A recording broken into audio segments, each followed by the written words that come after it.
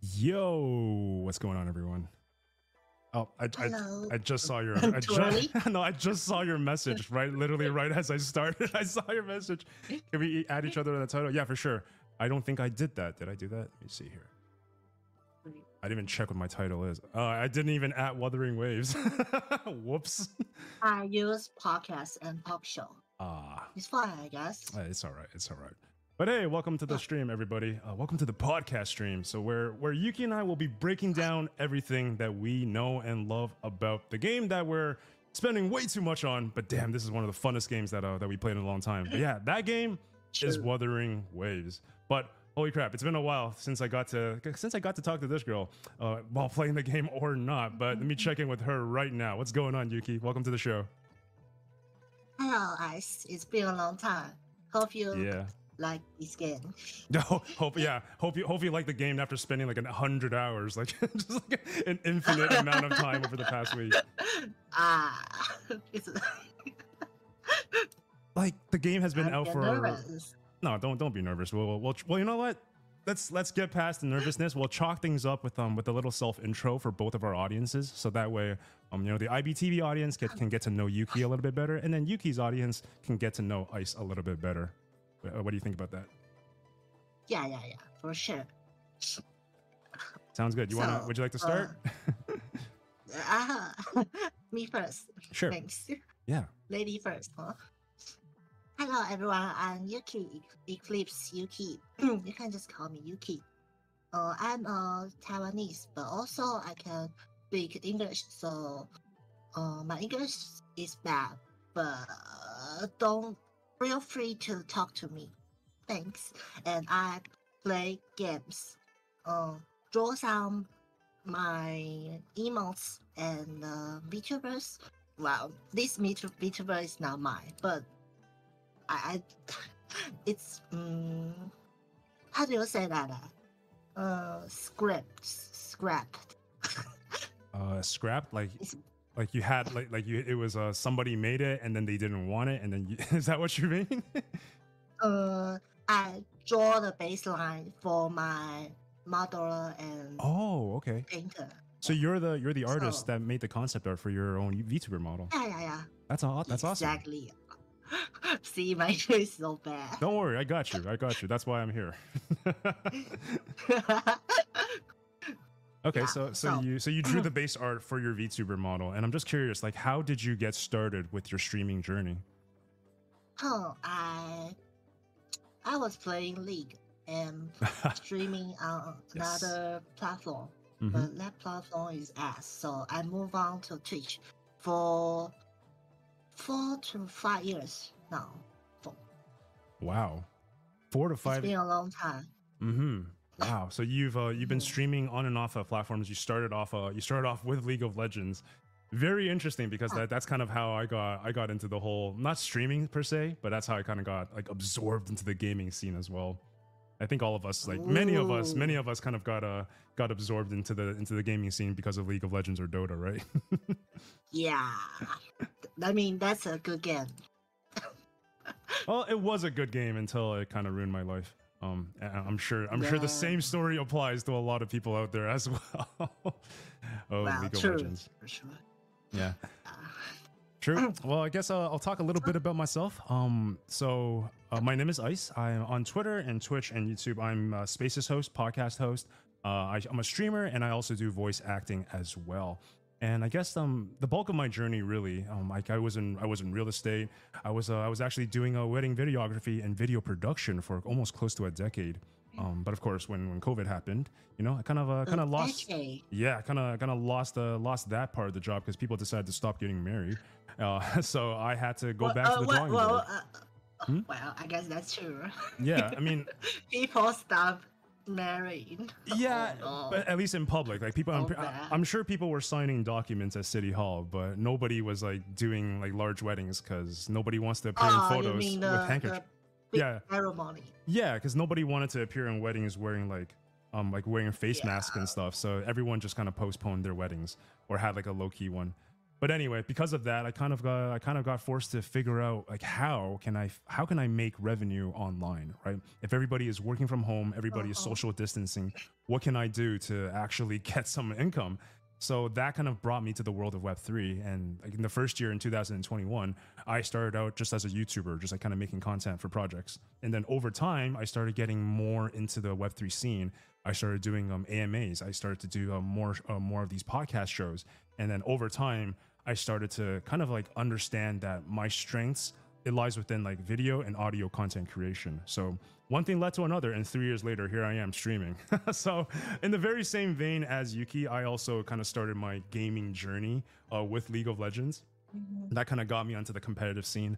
I started playing in season 1 actually, and a really fun story that I like to. Season 1. Yeah. Wow. And a fun story I like to tell around League of Legends is that for the first year in S1, when the MLG tournament happened, my buddy and I, we actually were representing Team Canada, but for a separate game, not League of Legends. But because at the time the league scene was very, very small, we actually got shoved in a room with Hotshot GG. And I remember like at the time, like we didn't play League and we didn't know who he was. He didn't know what we were. We just like tried to like have a conversation. And then I remember my friend and I were just sitting in there listening to Hotshot GG try to like tell us to play Nidalee. And then we're just like, who the fuck is this nerd? We're just like and then we're just like, okay, man, that sounds like a cool game. And then we just completely ditched them. We went down to like the venue. We started drinking and doing our own thing. But no, yeah, we had no idea that years later. You haven't. Yeah, we had no idea that we were in the presence of future greatness, right? But yeah, that's always a fun story that we like to bring up. And then yeah, and actually after that tournament that we completely bombed, we got eliminated by the Korean team so fast. And then after that, we actually started to pick up League of Legends from that fateful encounter. So I suppose all of this, whether it's coincidence or not, maybe we do have Hotshot GG to thank for all of this. So so that's kind of been like the short of my journey thus far. I like one word. Coincidence is a fate. Sometimes it's a phase. Sometimes it's just really, really crappy luck.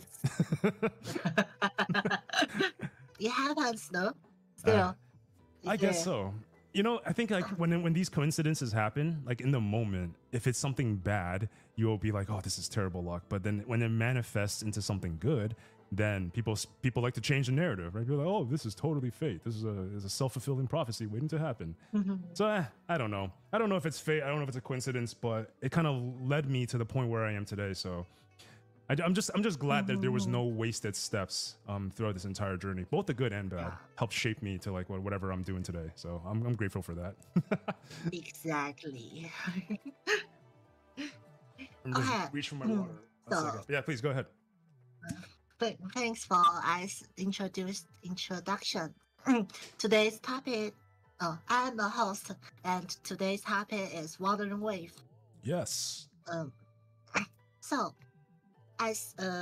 did you play Wuthering Waves since? Did I play Wuthering Waves? Oh my God, where do I start? Since open beta.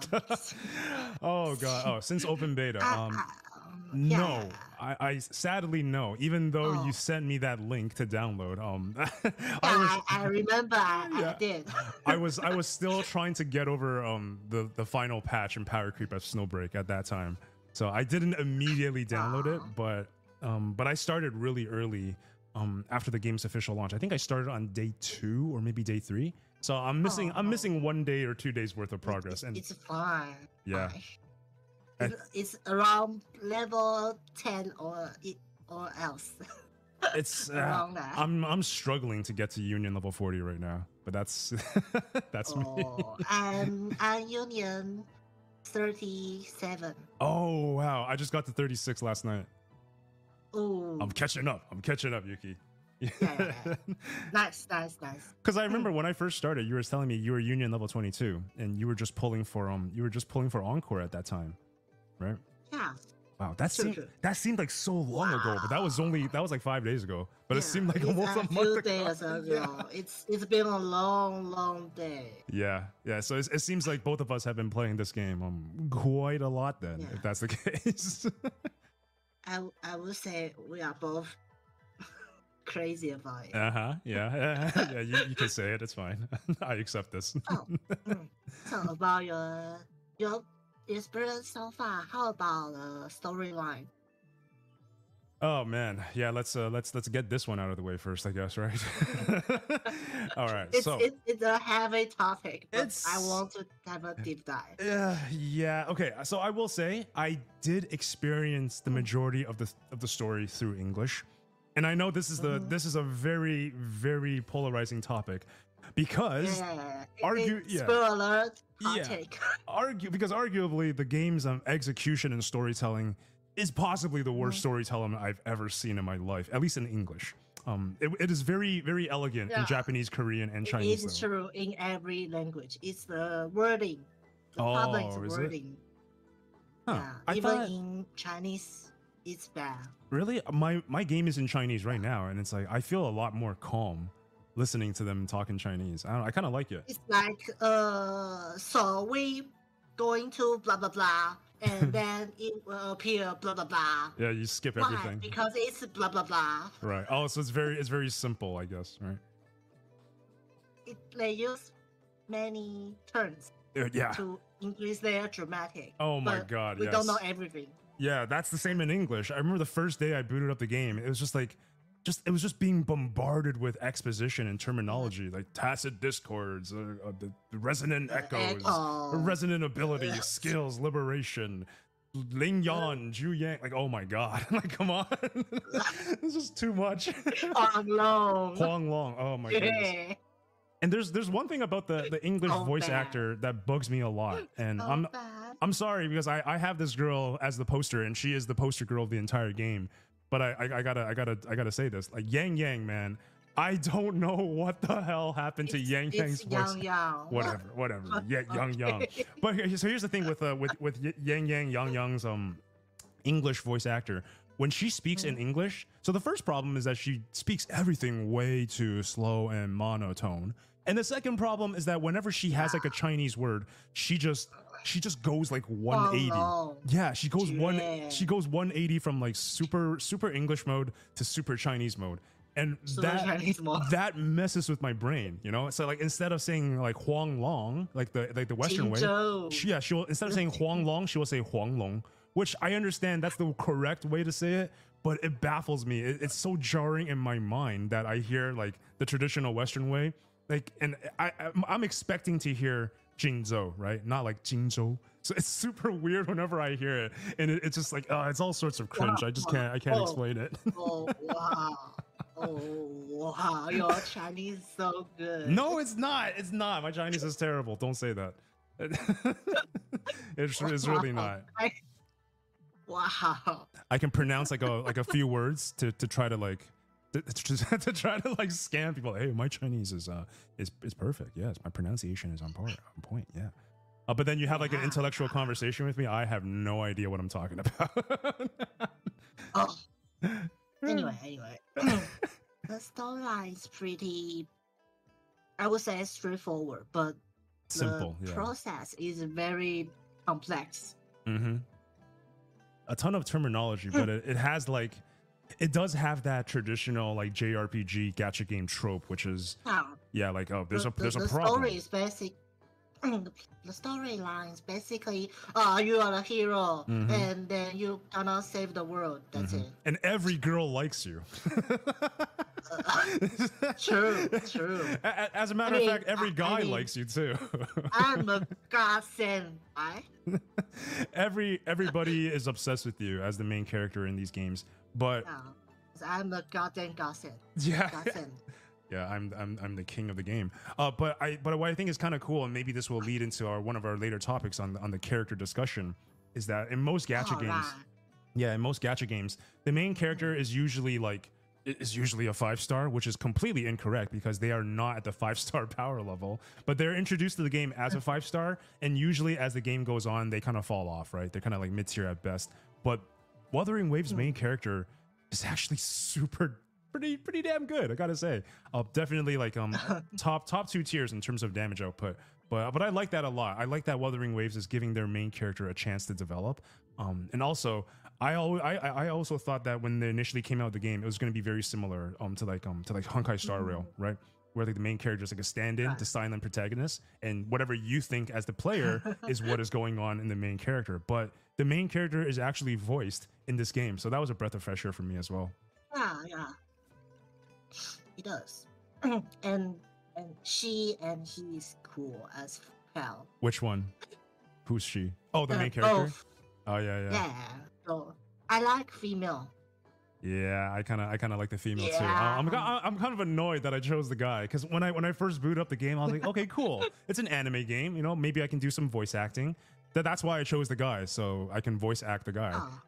But then it turns out it was just a terrible decision, because not only is the voice acting crap, the girl is also much hotter. So also crap. Exactly. What's going on, Isle? There, how about my we guys? Can take that aside. Yeah. We can put that later. Now, how about Explorer? I love it. I love the exploration. I like the way you can just run on the wall.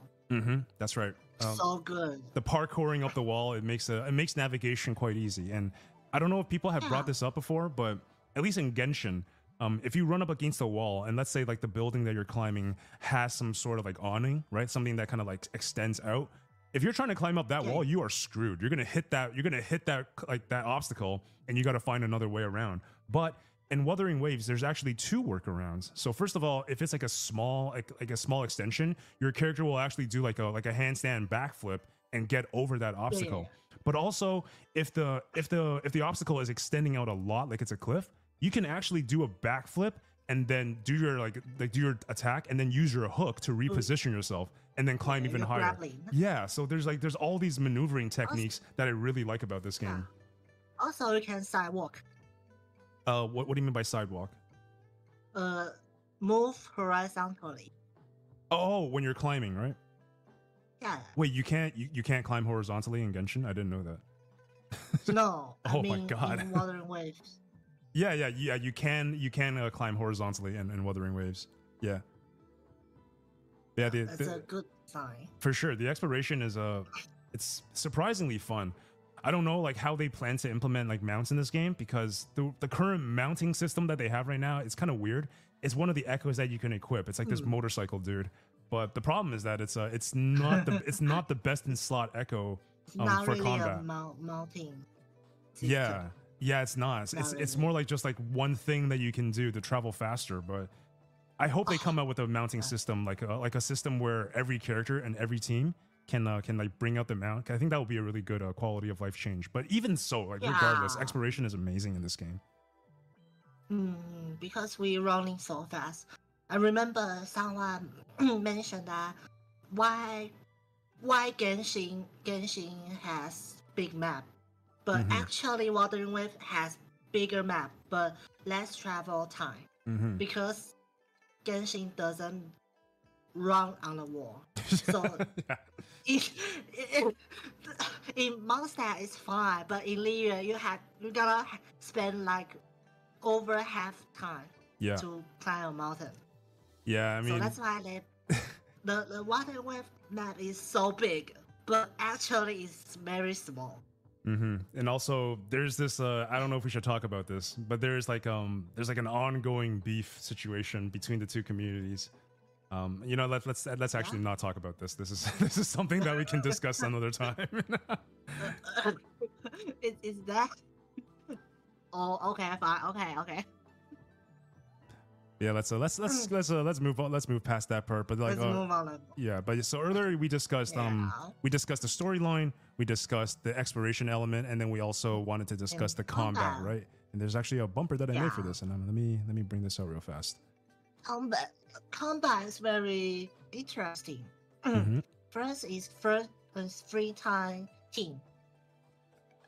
Compared to Genshin, it lost some complexity, but I would say the outro and intro design make up for that. I think the intro and outro is honestly pretty damn cool. it also incentivizes like party building rather than like making one character a god and then trying to run with that. Yeah, it introduced some mechanic that let you overcome the stats. Mm-hmm. You know, I think in Chinese we call that technique multiplier. Technique multiplier. Yeah. We have damage multiplier in damage, right? Yep. And then for this with this mechanic, we can use our 操作 Control. Sorry. Yeah, no problem. Yeah, control to actually increase your DPS. Mm-hmm. That's why we call it technique multiplier. Oh, in English we call Because that if micro. Micro. Yeah. Or just like just get skills or whatever. I don't know. Yeah, Get good. Don't suck. Micro, huh? Okay. Yeah, unit control. Mm-hmm. Yeah. So that's good design. But I think free party is actually very good. For 4 parties, things are a little bit too complex. Yeah, it can get a little with crazy. This outro intro system. Yeah, and 2 people is too simple. Yeah. And I mean, like 3, like parties of 3s, it's good for gacha, right? Let's just be real here. Like, Yeah. And the building character parts. Yeah. Yeah. But it's like, because I played other gacha games, like I don't know if you guys are familiar with Final Fantasy Brave Exvius, but like that game I played for many years. And in Brave Exvius, in FFBE Brave Exvius, you have a team of 5 plus 1 like assist character from your friends. So it's like a team of 6, but you build teams of 5s. And that game, yeah, you can imagine, right? Customizing a team of 5 is pretty insane. Yeah. And just like Wuthering Waves, where like the end game content requires you to have 3 separate teams, it's the same thing as that. Like, yes, you can deck out 1 team, but to perform ideally, you need like multiple teams. And in that game, it's like multiple teams of 5. So it's kind of nuts, yeah. You'll be a little bit mess. Yeah. It's not optimizable. Okay. The combat wise, the weapon is fine, I guess. But I would like to have more variety. Oh, yeah. And weapon, you mean like in weapon types? Yeah. Yeah, so like right now, what do we have? We have swords, and we have broadswords. We have guns. We have gauntlets, and then we have Gauntlet. what, like, rectifiers? A wand. Yeah, it's basically I a would say wand. it's a wand. It's basically a wand, but it's also like a weird USB device thingy. But they call it rectifiers, which sounds really weird. But yeah, it's the magician's weapon. Let's just call it that. Yeah, it's the magician's weapon. So in your eyes, like, what other weapon types would you like to see? I would like to have a spear. Oh man, we kind of have GN. Yeah, GN, but actually he's not. And then I like a dual sword, dual blade. Oh, okay. You'll be fine. You'll be fun. And in this fast tempo game. Yep. Right.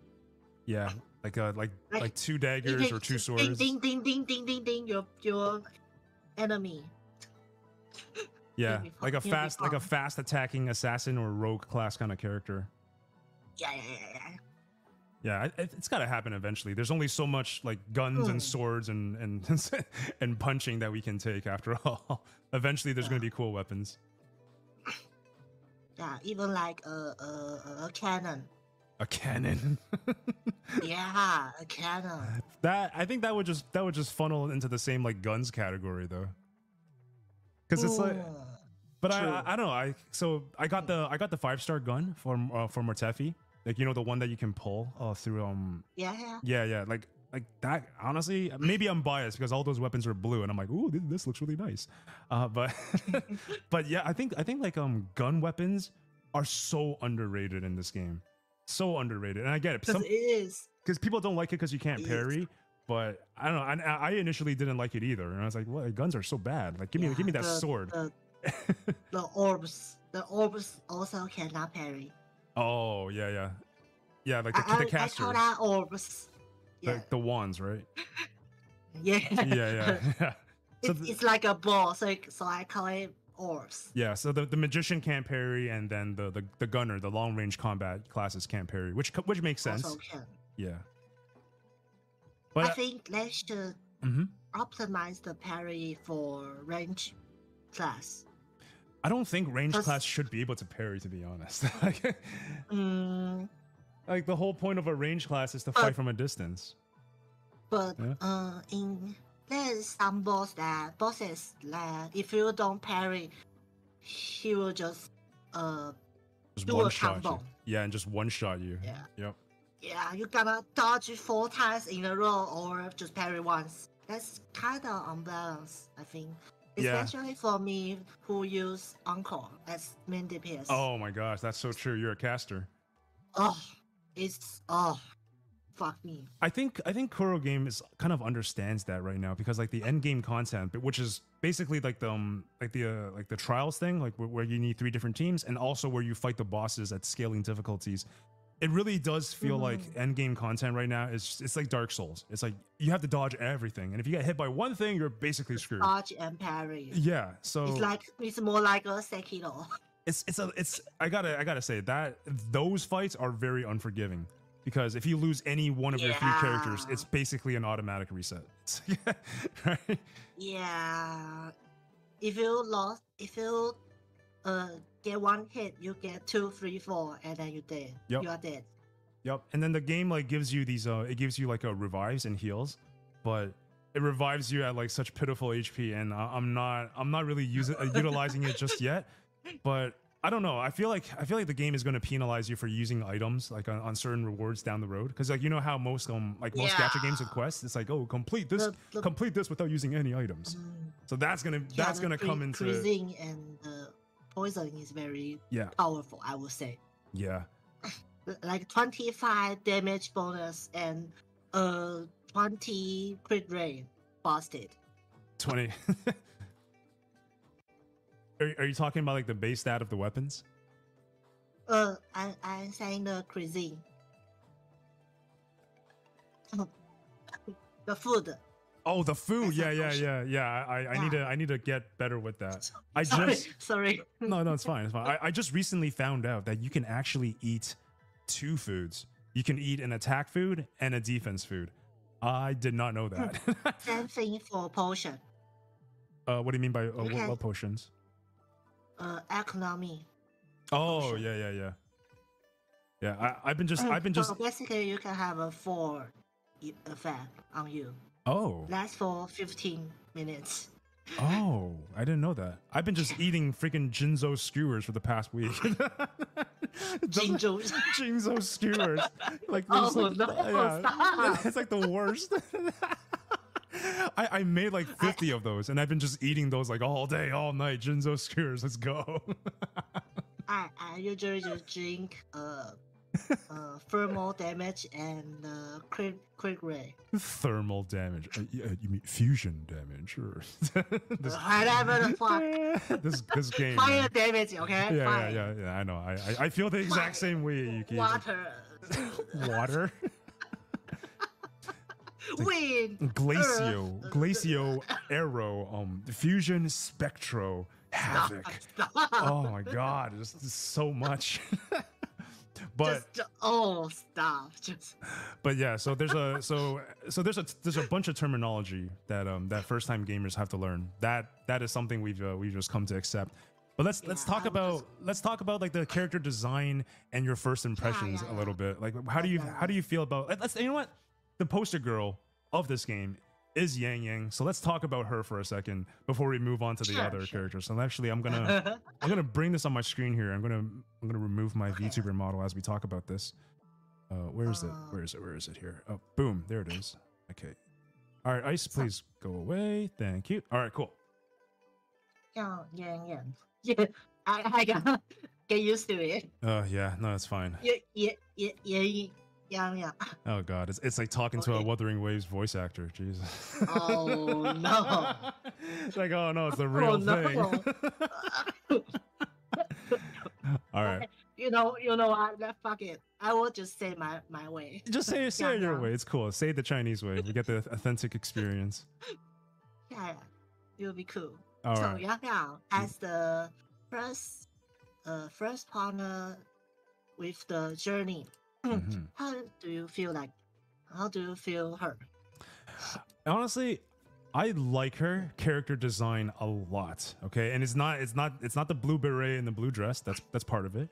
But I do like her design and character a lot. I think she looks very, very cool. I like her kit as well. It's very beginner friendly. Because like also the beginning. Oh, what do you mean? she wear like a bikini. Well, I mean, everybody is kind of wearing close to nothing. So, I mean, that's just true. That's why I'm here, right? That's why you are here. Yes, totally. Yeah, it's not for the gameplay. It's not for the story. It's for the waifus. No. Basic. Yeah, but that's the thing, right? When you introduce a character, like the first character that gets introduced you to the game, it's always that like first character syndrome. Like you like her, you like her, but you also know that she's not going to be the best character in the game. She's not going to be the end all be all. She's not going to be the final waifu. But on appearances alone, I think Yang Yang has that. In terms of skill kit, she definitely takes a back seat, right? She's obviously. I would say the storyline ruins. Oh, say that again. Sorry. I will say the storyline ruins her. Oh yeah, the English voice acting definitely ruins her. If you take that apart, she's fine. Yeah, she just shuts up and totally never talks. Fine. If you're just like non-stop talking every single cutscene, and oh yeah, it's just she even take you home. Yeah, God. After chapter 2, right? No, I don't want to do that. You're just gonna like bring me to your house and talk me off all night. Fuck. Just like no, thank you. I don't. Sorry, girl. I know you like me. I'm the goddamn concept, but no, please. I just can't stand it. He talks too damn slow. But anyway, Yang Yang's character design, I love it. I love it a lot. I like her attack animations. I like her ulti. Yeah. I like how beginner friendly. Attack animation is so clean. Yeah, and I like how free to play and beginner friendly she is, and you can plug her into almost any team at the start of the game because essentially, if you switch her in, she will buff the incoming character and restore their ultimate gauge. Their resonance energy like a little bit quicker. So. Yeah, so because of that, she can easily assimilate herself into almost any team comp, at least in the early free-to-play mode of the game. But the game doesn't want her to be that good. Yeah, so they gave her the most pitiful ratio on her skill. And she also gave her like the worst like English voice actress in the world. I'm sorry. I shouldn't be shitting on her like that. I'm sorry. That's aside the point. Yeah, that's aside. Yeah, let's move on. That's Yang Yang in a nutshell. But yeah, great character. Yeah. Should we just blah blah blah blah blah blah blah blah blah blah blah. You gotta slow it down, Yuki. That's too fast. It's like blah blah blah, Jingzhou blah blah blah. 赢了黄龙。Oh God. Blah blah blah. 睡主角。Oh God, Yang Yang drives me nuts. Oh God. So bad. Yeah, let's move on. That's enough of Yang Yang for one day. So should we just go along? Should we just go along this list? We kind of. I think so. Sure. You can choose whichever character that you want to talk about, and then I'll piggyback off that. Oh, I wanna talk. Baiji. Baiji. Oh. So we're jumping all over the place then. Okay. Yeah, because I love girls. Oh, that's great. Okay. I don't give a fuck about men. Yeah, me neither. Sorry. Sorry to all the men listening. Sorry, what? Yeah. We don't give a fuck about men. None of us. Kill all men. But okay, Baiji, top left corner, second character from the left. Baiji, let's talk about it. What do you love about her? By sorry. What do you love about her, Yuki? Yeah. Tell me. I think she's very easy to play. Oh. And her kit is very simple, just like auto attack all the way down. And I will say her working attitude is very good. Her working attitude? What? Yeah. Just like the way she works in game, you mean? You know, do you remember when we go into chapter 2 or 3, we accept Sanhua's 信物? Oh yes. the things. I do. And then she take us to Motafi. Yep. I got a lot of shit to say about discover, Sanhua. To discuss all these things. She's very solid. Yeah. She's a clear. She's a very professional, high work ethic woman. Yeah, that's the girl I like. That's a hard-working girl. Okay, I see. Yeah, I got and you. she's very professional. I like that. Okay, but how about her as a gameplay character and as a combatant and a support? What do you think about that? She's key is very easy. Not really many mechanic, but her heavy attack is kind of weird. Yeah, she just like summons a snowman and just like dances and twirls in a circle until something dies. Just spin to win. Spin to win. Just deploy my Lapras and just watch it twirl in a circle. That's that's kind of awkward.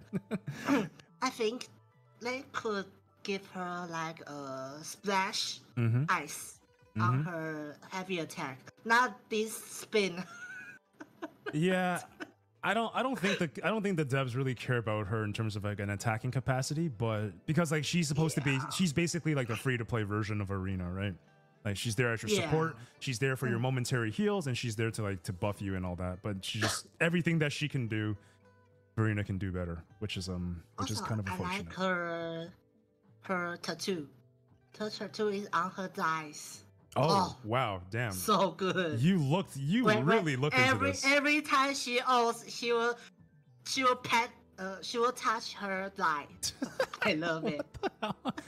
I gotta be honest, I still have her at level 1, so I never paid too much attention to Baiji.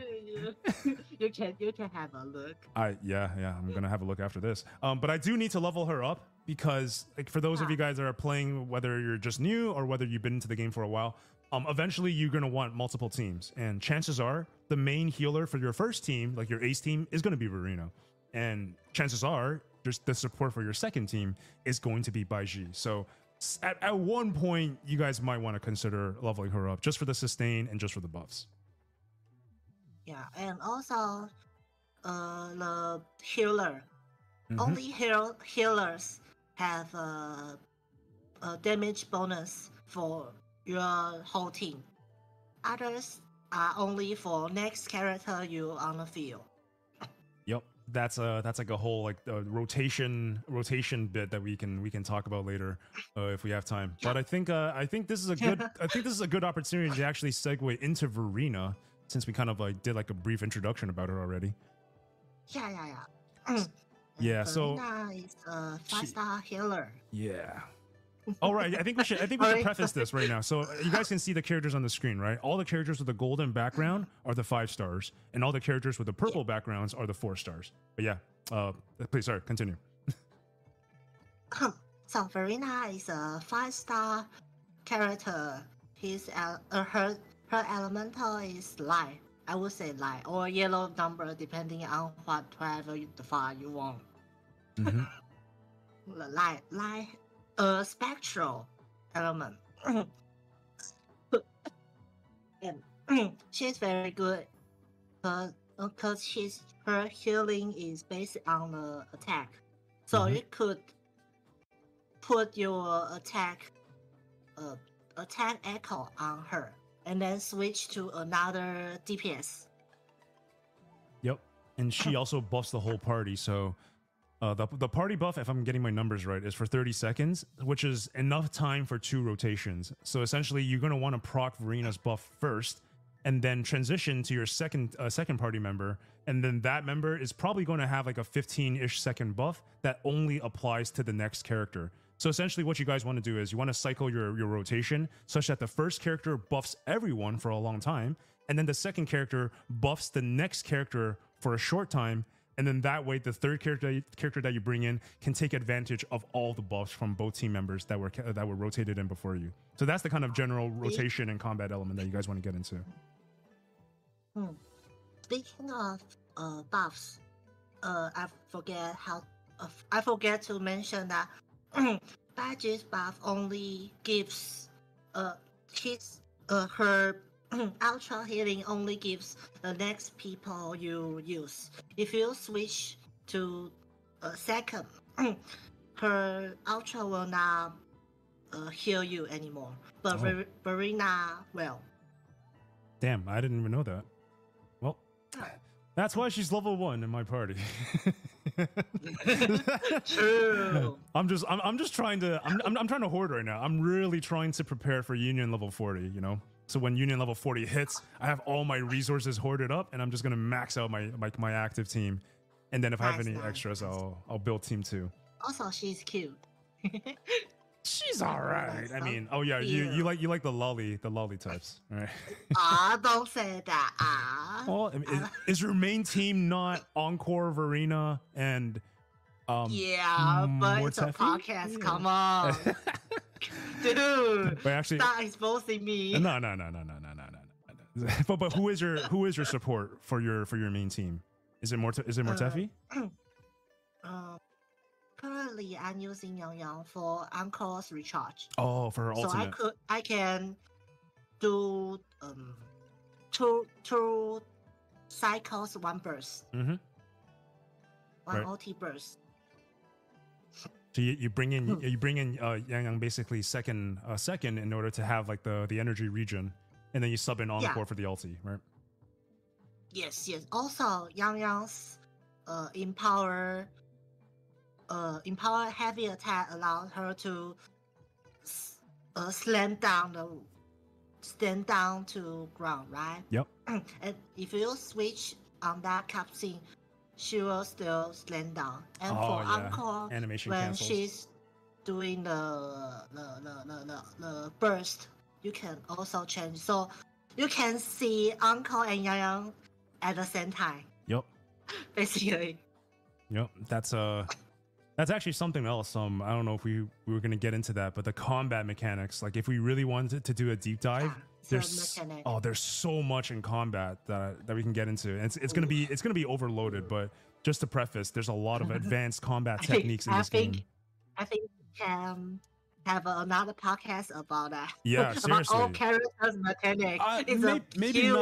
Maybe not all characters, but I can definitely talk about my active team for like hours on end, which is GN, Mortefi, and Verena.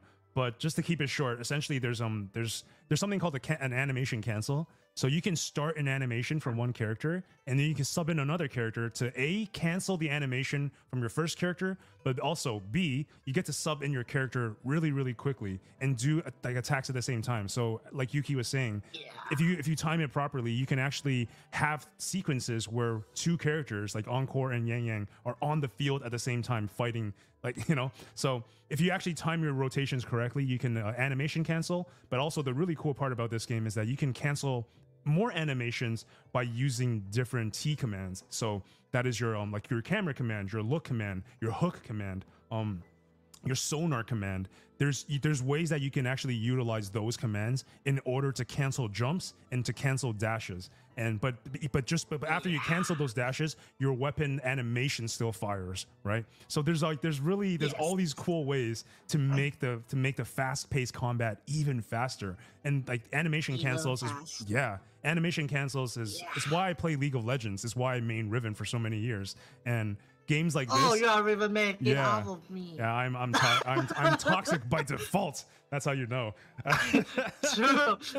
I'm bot lane player. Leave me alone. Yeah. I'm gonna just gank the hell out of bot lane 24/7. But that's why I like canceling in this game, and that's also why I like Kelcharo a lot in this game, because Kelcharo plays like Riven. He's basically male Riven. Yeah.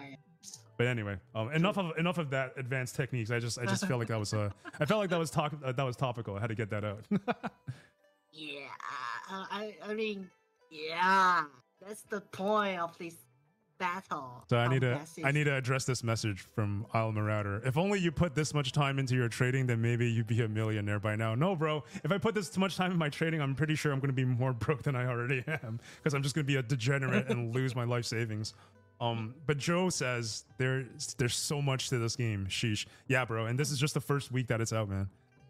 There's going to be a lot more deep diving content going forward. 100%. 100%. So, next. Oh, wait. We didn't mention Verina's appearance and storyline.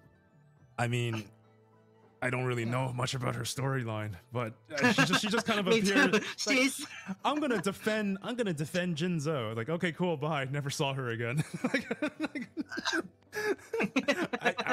Am I wrong? Okay. I don't know. No, you are right. She's so Now, she's not having much attention. Yeah, she doesn't have a really large role in the story. Which is crazy because she has the largest role in every single team comp, but in the game itself, in the story, she's just like But that's okay. That's okay. Since you mentioned about Kakaro, but she's not even appear in the storyline. Oh yeah, not yet. Yeah, I think when Yinlin comes out, they'll talk about it. But yeah, let's talk about Calcaro. I'm actually not sure. What's the Chinese pronunciation of his name? Kaka what? Kakaro. Okay, so that's why people call him Kakarot in like in Dragon Ball Z, like Goku's real name. I've been wondering why people pronounce it like that. Okay, it makes a lot more sense now. Kakaro. Okay. Yeah. All right, it's cool. so weird. I'll pronounce it properly. Let's talk about Calcaro. Calcaro. It's more like Calcharo, right? It's Sephiroth. But yeah, let's talk about him. Whatever. So, since he didn't appear in the storyline, so we can discuss his skill and appearance. Sure. I'm actually going to try to bring a picture of him up front. El Charo. But yeah, did you want to talk about his skill kit while I change the background? Sure. So basically, Kakaro is a lightning damage dealer, and his E is a chargeable attack, and it will not cancel your auto attack. So you can auto attack E, just like I said, like Riven in League of Legends. Yep. And when he uses his ulti, his heavy attack will be empowered, and then since the animation loading time is too long, so you can change your character and change back to him. That's all I know. Yeah, I mean, so I actually played Calcaro for the first bit before I started pulling for Gion. So yeah, I actually I got a lot of experience with him. He's really fun, honestly. Like if you time your combos properly, yeah, it's just like Yuki was saying. He really executes like Riven. You know, you do an auto attack and then you cancel the animation with the skill. And then the skill has 3 casts, just like Broken Wings does in League of Legends. AQ. Exactly. Auto attack, you cancel it. You do that 3 times, which builds up enough bar for you to have like a super charged up heavy attack. So your rotation basically is to use your auto attacks and cycle through your E's, and then blow people up with your with your heavy attack. And then when you go to ultimate mode, it's basically the same thing as Riven. You just become super Calcharo, and then yeah, all your damage becomes amplified, and then same thing. You build up your bar, and then you land on your enemies with like that giant cleaving thunderstrike ability. And about his kit, I like the dimensional slash You know the Devil May Cry 5. Oh yeah, the holding the left click slash. Yeah, Virgil. Yeah, the Virgil like the waves. Yep. Yeah, I love it. Yeah, and so cool. And if you have like your bar charged up, he will combo the Virgil move with by jumping and teleporting into the air and then landing on your head with that thunderbolt thing. So good. I didn't know you were into this. Huh. Learn something new about you. I know some part of it. Yeah. You know, I got a lot of information. Yeah. Well, I think with Calcharo, it's all about Calcharo, I think. Yeah, I mean, we might as well snowball into Yinlin, who is coming out tomorrow. Supposed to be supposed to be a week later, but yeah, the devs have heard our cries. Tomorrow, right? So now she's being released a week or 2 weeks earlier. She's gonna be here tomorrow. 1 week, a week. Yeah, 1 week earlier. Gotcha. Yeah, so she's gonna be here tomorrow, which means credit cards will be activated. I won't. You're not going for her? I only pull for weapon. Ah, wow, look at you. Yeah, I don't play Kakarot anyway. Why should I? Because Yinlin is a potential contender for top waifu? No. No? I'm waiting for Chang-Li. Oh god. She's not here on this chart right now though. Oh no, she is on this chart. She's the fourth girl from the top left. Damn, I don't know anything about Chang-Li. Her later. Yeah, I need to learn more about her. I'm looking forward to the other one that's unreleased like Jinxi or whatever. Jinxi. Oh god. Okay. Let's bring things back on track here. I guess we can talk a little bit about Yinlin since we just prefaced it. But she is probably the best in slot support right now for Calcharo. And the reason for that is because she has very high synergies with the electro damage. So she can directly buff electro damage, which means all of Calcharo's attacks will be better. And the problem with buffs in this game is that certain types of characters, they buff you like all of your attacks, or they buff certain attacks like heavy attacks or ultimate attacks or basic attacks. And the problem with characters is that like most characters' rotations, they involve a combination of different attacks, right? You might have your auto attacks, you might have skill damage, and then you might have some heavy attacks or even ultimate damage. So it makes it so when characters buffs like only heavy attacks or only basic attacks, it makes it very niche, and it makes it so it doesn't really catch all of the elements, right? But with Yinlin, because she directly buffs electro, and every single attack coming out of Calcharo is electro damage, which makes her the absolute best in slot support for Calcharo. And if I'm correct, she also dishes out a pretty heavy chunk of damage on her own as well. Yeah, let me explain. Okay, so Yinlin is a 5-star electro side DPS. Her mechanic is you put the debuff on enemy, and then when you empower the marks, the debuff, after that, Yinlin can also still deal damage even though she's not on the field. AKA your Kakaro is still dealing damage. And then when Kakaro is outside of field doing that heavy attack, Yinlin can back to charge and put the debuff, the mark. And her ultra skill is bonus 25% electro and bonus 25% resonate liberation, the ulti. So for Kakaro, you can have both that. That's why she's perfect for Kakaro. Yeah, and a lot of people are also saying she's really hot. Honestly, I'm not there. I'm not there with this one. Normally I'd be like, okay, you know what? I think she's all right. But do you know her boomba is nerfed? Did you just say her boobs got nerfed? Yes. What? Yes. What? Like from what? From like B2 beta mode or something? Really? They nerfed? Like, oh wow. Yeah, like 1/3 nerfs. 1/3 nerfed her boobs? Yes. Damn. Crazy, I know, but yeah, what it a is rip what off. it is. I feel cheated. Yeah. No, just kidding. I think I'm just gonna pull for one character, or sorry, for one copy of her, just so I have like the Kelcharo, Yinlin, and Baiji team set up, and that's gonna be my team 2. And then I think Awesome. I think my team 3 is probably gonna be something with Rover and Danjin, but I don't know yet. Also, her attack is using the puppet. Who, Yinlin? Like, yeah. Oh yeah, that's interesting. Yinlin's attack is like Kafka, using strength and puppets. Oh and then yeah. boom. I was just gonna say when I first saw Yinlin's concept art, I thought she was gonna be like a spiked whip user or something like that. You know, she kind of has like Kafka, right? Yeah, Kafka she kind of has like that BDSM look about her. She's just like True. Me too. Honest.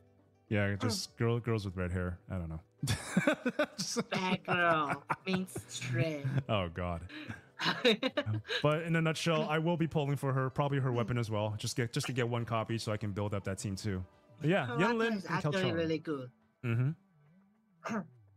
I will pull for weapon as well. So tomorrow I will be pulling her weapon. Yep. That's like 18 hours later for 18. now. Oh yeah. So that's what 16. Okay, so tomorrow morning for EST time, she's gonna be out. Yeah. Yes. I cannot wait my encore to be busted. I gotta check my schedule for tomorrow. I think I got 3 spaces to do tomorrow. This is not good. I'm like, no, I gotta pull Fine. I gotta pull for Yinlin. Okay. Stay focused. I'm trying. Okay. Let's talk about someone else. Next. I chose So, Yinlin, so it's your turn. It's my turn. Okay. Let's say Sanhua. Yes. Sanhua. Yes. Yes. Yes. My girl. All right, I'm gonna pull her up right now. First, I gonna say her tattoo is on her eye. So cool. Yeah. She's I she's don't a know why, cutie. but You don't know why? I don't know why her tattoo is on the eye, while other people are on the not eyes. Bring it close up so we can all see. All right, perfect. I don't know much about her mechanic, so it's your turn. Great. So it doesn't really Nice. matter. She's basically a waifu. She's the best waifu in this game. That's Yeah. at least at time of recording, she's the best waifu in this game. May or may not change in a few days. But essentially, she's like a debuffer as well. She debuffs enemies. She mains the ice rotation, and I think the way that she works is that she drops icicles on the field, and if you cast certain abilities, it will detonate said icicles. So she actually plays very similar to what's her name again from Snowbreak? Oh Jesus, the girl that detonates bombs. Wow, it's been so long, I can't remember her name. Enigma, Cherno. She kind of plays similar to Cherno. Oh, yeah. Yeah. Kind of. Cherno Enigma. But yeah, she's one of those characters where she will be your free to play best in slot support. But obviously, once we unveil more characters with better support abilities, she will also get replaced. But I don't know, like any character. Exactly any character that you get for free, you kind of just have to weigh your options, right? It's like, okay, I can play this character to until a certain point. She'll probably carry me to the mid or late game, but then once we get to the polling part, she's probably going to get replaced, which is kind of sad. Also, I gotta mention Sanhua's Empower heavy attack is very interesting. Mm-hmm. Her heavy attack is a moving point, and then there's a zone on her bar, so you're gonna cancel your heavy attack on the long in the zone, so she can use her empower attack. And then once she did it, she will detonate all the iceberg on the way, and then how to say that? Every monster, including bosses, will be storm on that slash. Oh, I didn't know it stunned bosses. That's kind of cool. Like it's more like a time stop. Oh, okay. Kind of like Rover's stop. Yeah. And also Sanhua is I think only character that could use ice set for forecast boss. The Lumen. Oh, right. If I remember. Yeah, she's the only character right now that synergizes with that. Yeah. Because technically you can throw it on Baiji, but there's really no point because Baiji is all about support. She wants to buff the next character in her rotation, and I don't know anybody that mains Ling Yang at this point, so I don't want to talk about this. Ling Yang is okay, fine. I mean, he's fine. He's the only other ice elemental damage dealer, which is why I bring him up, right? And yeah, true. Ice elemental damage is not getting a lot of love right now in this game. Let's just put it like that. Yeah, true. But Luma is very powerful. Mm-hmm. I'm hoping can freeze even bosses. Yeah, I'm hoping Jinxi is going to be ice elemental. She's got the hair color for it, so I don't know. But Rumor says Jinxi might be light or Spectra? lightning. No, Spectra or Electro. Like, there's no real like team comp build around ice right now though. Like, it would make sense if she was ice because like Electro has already got Kelkaro, and then what is the other one? Spectro, you have Rover. So, it could be Spectro though. You're right. But we don't use Spectro Rover. Yeah, Spectro Rover is crap. I guess it kind of depends on what Changli is as well, because I'm not sure about that either. Changli might be Havoc or Fusion. Oh, Fire, whatever. I see. Yeah. They said Changli's ultra skill is same thing as Inling. 25. Wow. But okay. Well, for Fusion. Yeah. So yeah. So that's gonna be your best in slot for Encore. Yes. Yep, most likely. Yeah. So you're gonna be rocking Encore, Changli, and Verena, or Baiji, depending on which sub you're using. I'm already preparing my echo. Preparing. Yes. Yeah. Yes. I am too. Man, I really hope Jinxi is a nice elemental. I will definitely build a team around her if she is. But we'll see. She will be cool as hell with that dragon flying.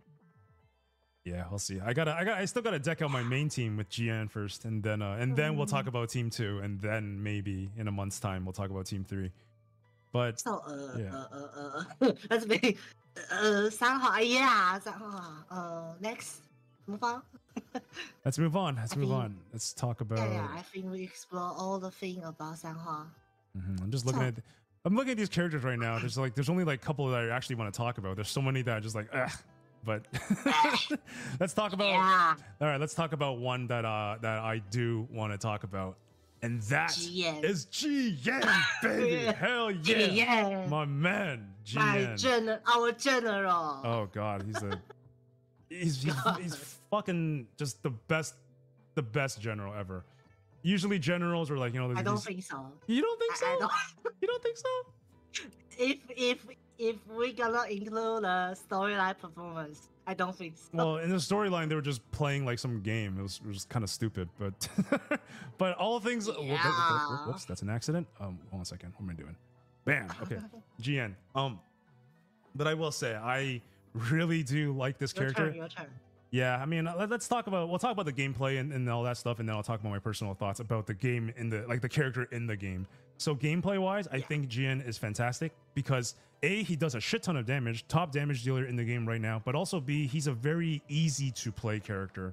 There's not a lot of Kelcharo mechanics. You don't have to watch your bar. Your what is it? The concerto bar. You don't have to watch the concerto bar. You don't have to watch your forte bar nearly as much compared to other characters.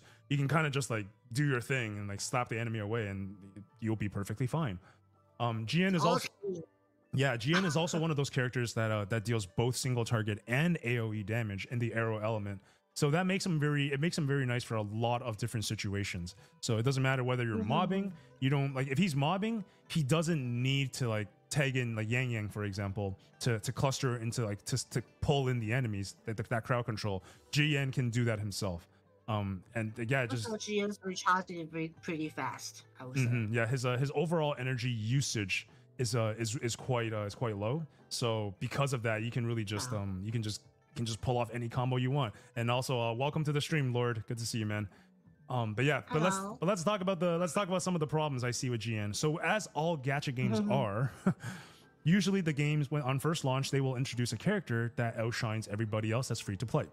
And in the coming weeks and months, generally what happens is that the developers will release other characters or team comps that rivals this character. So like Calcharo was #1 damage dealer during the beta, and then when the game got released, GN took that spot over. However, now with Yinlin into the picture, chances are Calcharo will rival, if not like outright overtake GN in damage output.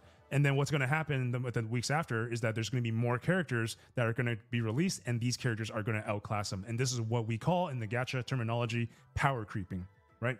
So once the power creep hits, it's very likely GN will get some sort of backseat to the situation, unless we get supports that will actually debuff enemies, like debuff like arrow resistance on enemies. But anyway, in the near future, I do see Calcharo being dethroned. GN being dethroned. If not tomorrow, he might be dethroned tomorrow, straight up, when Yunlin comes out. But he's still the most player-friendly character.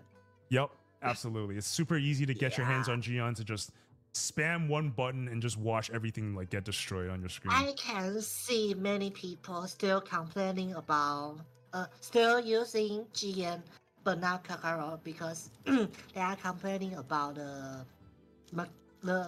micro. Oh, it's a little bit too complicated. The micro is more complex. Yeah, and way more complex. There's actually I guess this is nothing to do with the current topic at hand. It does have to do with Calcharo and GN a little bit, but there's actually an incident in Japan where in the Japanese version of the game, so when GN's banner came out, he came out with the GN and then his weapon, right? And his weapon in the Japanese version, there was a translation issue where GN's weapon, what it does is that it gives you a flat amount of elemental damage for all elements, and then it buffs your heavy attacks whenever you do an intro skill, and then whenever you do the resonance liberation, aka the ultimate. But in the Japanese version, they had a typo. They said that the intro skill and the resonance skill buffs the heavy damage. So basically the mistranslation was that it was supposed to be ultimate, but the Japanese version said it's the E skill, right? That buffs your heavy damage. So because of that, people started to spend a lot of money to try to pull for this weapon in hopes to buff Calcharo's build, because Calcharo can use his intro skill and then use a bunch of E abilities in order to rack up his heavy damage attack, which makes sense. But then because of this whole situation with the mistranslation, it caused like a slight uproar. But then of course the devs compensated. It gave everybody like materials and stuff to use. But I just felt like that this is something that did happen. And there's two sides of things, right? Obviously the players that are hating on Wuthering Waves are trying to blow this out of proportion. But at the same time, I think it would be very ignorant for us to not discuss how important and how quickly the team actually came around to make this happen. Because they did it in an extremely quick timing. And I heard the tone go off just now. I can only assume it is Lord. So thank you so much for the follow, Lord. If that was you. I have a different overlay on my screen right now, so I can't see. And now I do see it on the top left. Thank you so much for the follow, Lord. But yeah, that's my rant about GN and about all the banners and the weapons and everything involved. But all things considered, he's my main right now. I love the hell out of him, and I'm going to continue to play him. He's definitely going to have a long-term position in one of my 3 teams going into the future. His mobility is the best in the game. Yep. For now. Yep. Just press one button and it just rallies everybody. You know, it just like pulls everybody in. He has so many characters combined in one. It's hard to ignore. Also in exploration, you can use his skill in the air. Oh yeah, that's right. Yeah. And Lord said a very interesting comment. He said, we need more story quests with most of the other characters. Like, I want to learn more about Jiangxing, Encore, and Danjun. Yeah, exactly. I agree. They need to roll out more story-based content to get the player to be more emotionally attached to these characters. I agree. I don't think they will, though. I mean, eventually they will. I don't. I have a big question mark on that, because so far we only have Lin Yang as a standard banner quest, and then we have Jian and Yinling, and then that's 1.0 finished. How about 1.1? We have Changli and Jinxi. Yeah. I don't think they have time to. I don't know. I feel like they do. Develop other 5-star. I don't think. Like, even if it's like a really crappy story, like, just like give us something, because like not only really, I don't want to play again like Lin Yang. I don't. Right. The story is like it's kind of hit or miss. It can be lame for sure, but at the same time, it does two things, right? First of all, it gives player resources. It gives us astrites. It gives us a union experience whenever we complete these hero quests, right?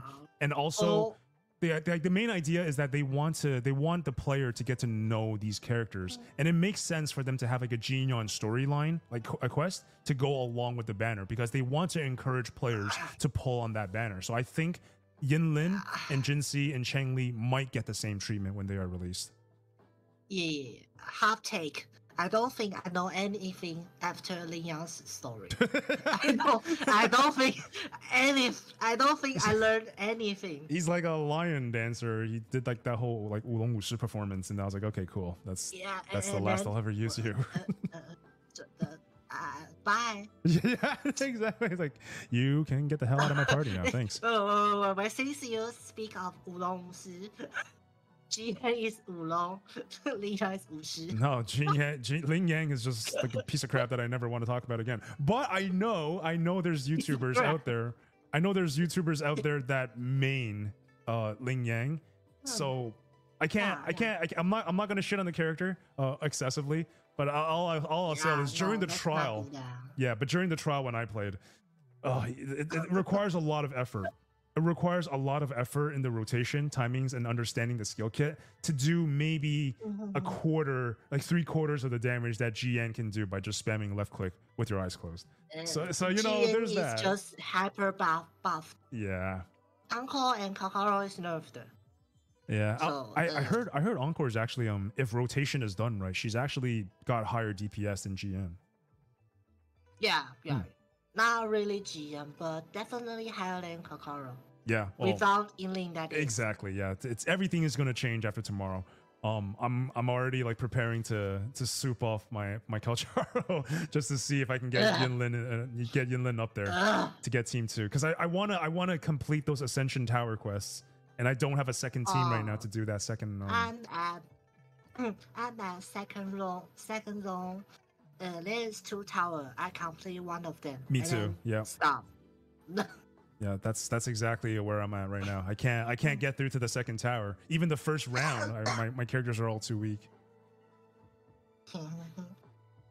I'm thinking like using Jinxi as second DPS or just pass till 1.2 or 1.3.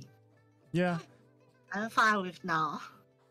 Same. I mean, I would like to see this character released too. But you know what? Why don't we power through more about these characters, because we still, I don't think there's much to say about the storyline, so that's going to be quick. But like, yeah, let's go through the rest of these characters. Let's see here. Okay. So, let's talk about Encore, right? Sure. That's your main baby. Yeah. That's my main Encore. So, Encore has a different mechanic called emotional points, and her attack. Sorry, I thought you were gonna say something else.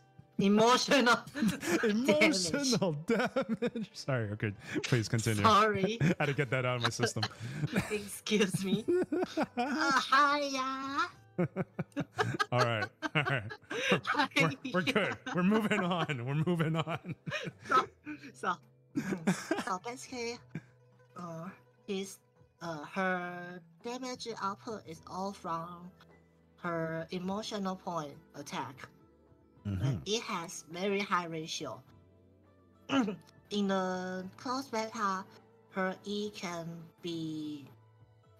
still use by switching character, enemy cancel, whatever. Yeah. But in open beta, you cannot. So and then her fortile is disorder.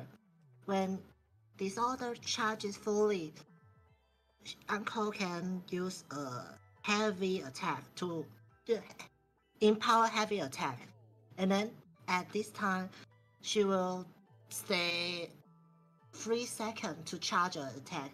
In the meanwhile, you can switch out to another character. So you can switch in, switch out, switch in, switch out. And use her ulti to give more burst damage in the same way. So interesting.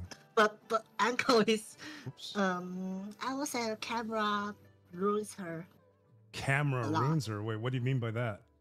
The enemy target's priority or mechanism.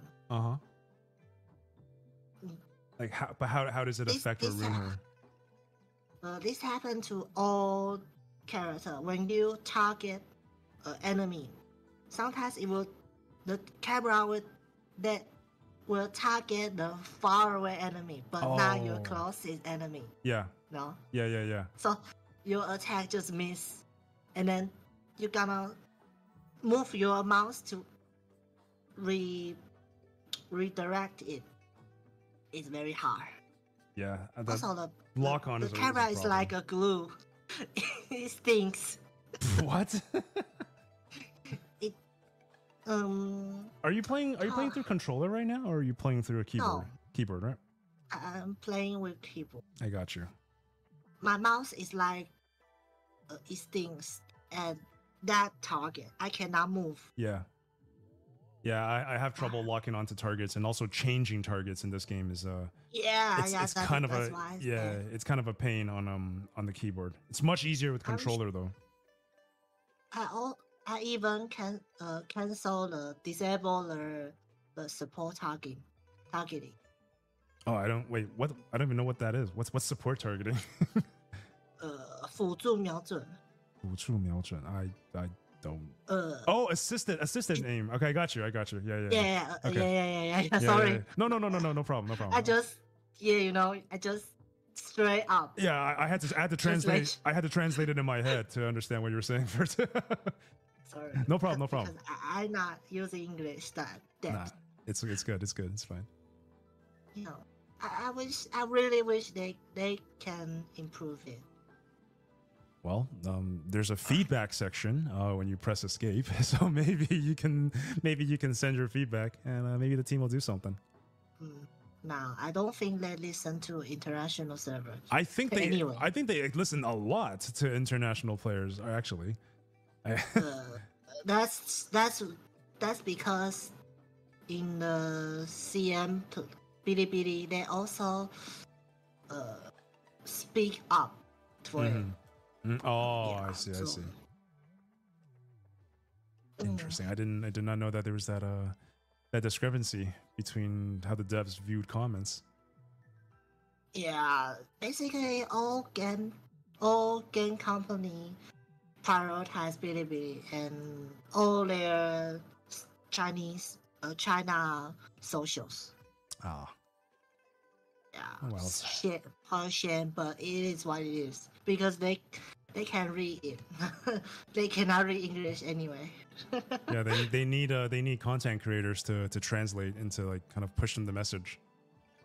Yeah. Yeah, that happens a lot. I'm not blaming them.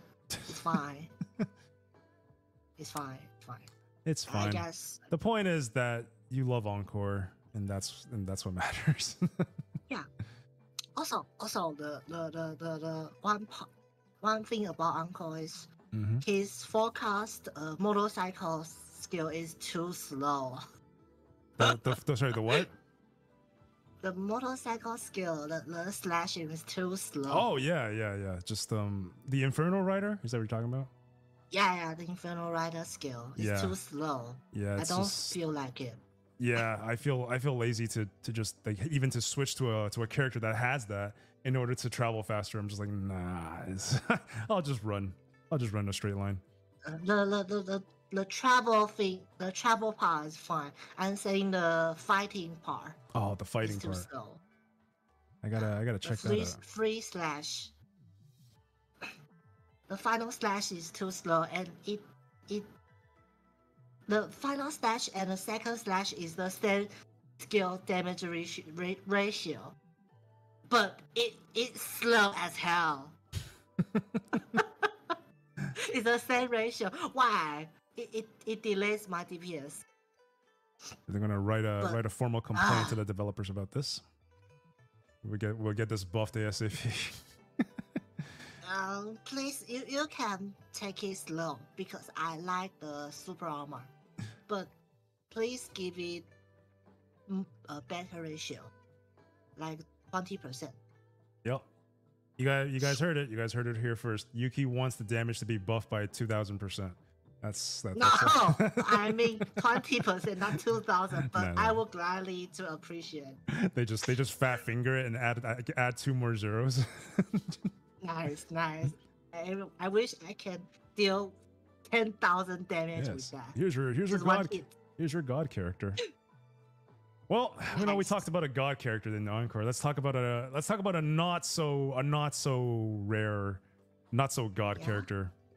I mean, in my opinion, she's also really good. I do plan to build her up at one point. I think she is one of the most underrated characters in the game. But yeah, she's got so much potential, and I think she needs to get a little bit more love. And that character is Dan Jin. Holy shit. Dan Jin. I was about to think Genshin. No. She's a 5-star. Hot take though, in my opinion, Genshin is very good. As like a shielder. That's a hot take. Yeah, that's a hot take. I don't know enough about her to really have anything to say about Genshin's kit yet. But let's talk about Danjin just a little bit. Yeah, she's so if you guys are familiar with like Dark Knight classes or Berserker classes, Danjin is basically that in Wuthering Waves. Essentially, she has a skill that can harm herself in order to increase her DPS, but it sounds really crazy, but those multipliers are disgustingly high. She is one of the characters that actually is able to solo certain challenges without even having a team, because the way that her gameplay is basically she deals damage to herself with her skills, but she's also able to heal that damage back with her heavy attacks after she's built up a certain amount of bar. So an ideal rotation. Some people don't even heal. Yeah, they just keep her HP low in order to scale the damage. But what does that mean? Yeah. It means literally if a fly decides to land on your face, you're gonna die. If you take any attack, you're gonna die. So she is the epitome of a risk and high risk, high reward.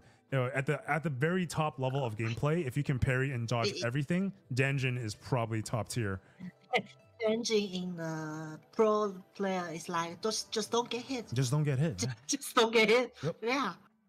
I mean, to be fair, in the late game, even if you're not playing Danjin, you're probably gonna get 1 or 2 shot by most bosses anyway. So yeah, I'm doing hard difficulty 4 and 5. Oh my god, really? Boss rush, 全息. Yeah, I'm on difficulty 2 and 3. Yeah, I'm doing difficulty 4, and that was hell. Yeah, just like any boss would just one shot you. It really takes a lot of focus. Just one shot. Yeah, it even have a difficulty 6. How? Yep.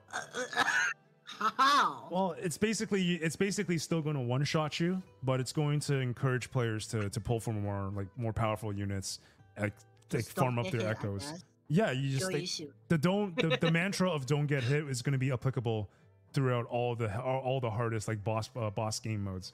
Yeah, But that's not my tea though. yeah, so the game wants I us to spend money to deal damage faster, so the fight goes on faster, because the longer the fight drags out, the more concentration and the fewer mistakes that we have to make. Right. Now let's talk back to Dungeon. Sure.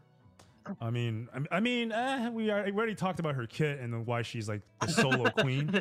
Simple but brutal. If played optimally, she is the solo queen. But yeah, I guess we can talk about her character design a little bit. I mean, the only thing I really have to say about her is that I like that it's red on red. You know, she's like a berserker. She hurts herself. Like, I sack HP in order to do more damage, and her hair is the same color as blood. So it's on theme. It's on theme. Her second blade is made of her blood. Sorry, say that again. The what? Her second blade on her left hand is made of blood. Her blood. Yeah. That's why she only pulls that sword out when she's using E skills. Yes. Because that's her blood. That's kind of hot. I don't know. Yeah, hot blood. I want a sword made out of my blood, but I need it to be blue though. So that might be a problem. that actually might water. be a problem. That's water. Yes. Blue. I can drink water. I'm sure I'm sure you can, and I hope you are. I don't know what else you're drinking. That's be a little bit concerning if you weren't. I can also drink tea though. Oh God, did we have? Was it you? Was it with you that I had this tea conversation? I don't think so, but it's like the whole like black coffee versus tea, because I can't drink tea at all. No, I don't. Yeah, I can't drink tea at all, man. What a shame. It makes me feel like, you know, when you have like black coffee, or you have like really heavy tea on an empty stomach, and it kind of makes you feel like a little bit. Yeah, I get that with tea, but I don't get that with black coffee. I don't know. Ooh, I don't get either both, but coffee is not my take. Oh yeah, you don't drink coffee at all? I don't drink coffee. Interesting. Wow, you are so Asian. Huh? I guess I am too, but I'm like a fake Asian. People say coffee can make you awake, but it's useless for me. Oh wow, really? Yeah, it doesn't help. Interesting. I'm one of those people that if I get hit with coffee like anytime after 12 p.m., like noon, I'm gonna struggle falling asleep that day, man. Like I just I can't. It just destroys me. I just drink coffee like a tea. Damn. I don't get it. How y'all have like just the bodies that are able to process that so fast? I like my coffee. I don't know. Don't ask me. It's fine. It's fine. I love coffee and I love Danjin, but you know what? As far as Danjin goes, that's pretty much all I got to say about her. I will be not maining her, but I do plan to. I'm thinking my third team is going to be Havoc Rover, Danjin, and Tao-Ki. I'm thinking it's going to be that. Yeah, I already have all the characters set up, but again, besides Spectral Rover, Havoc Rover, they're all level 1 right now. I don't plan to invest in them until I get a better understanding. Rover too. Yeah, I'm gonna do all the content for the game possible, until I hit the tower, and then when I hit the tower, then I will start dividing my resources to build those teams. But I do plan to fully deck out team number 1 first. Nice. So let's move on. Let's move on. Next one. Wow, we have so many still. Yeah, I know, right?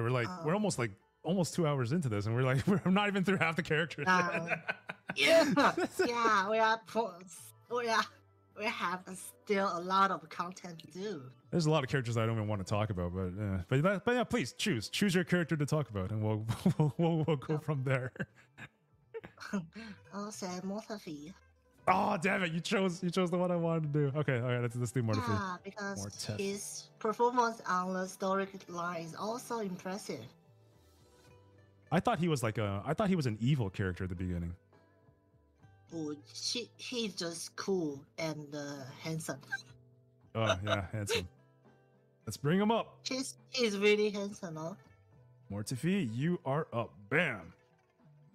All right, let's talk about it. What do you like about Mortefi, Yuki?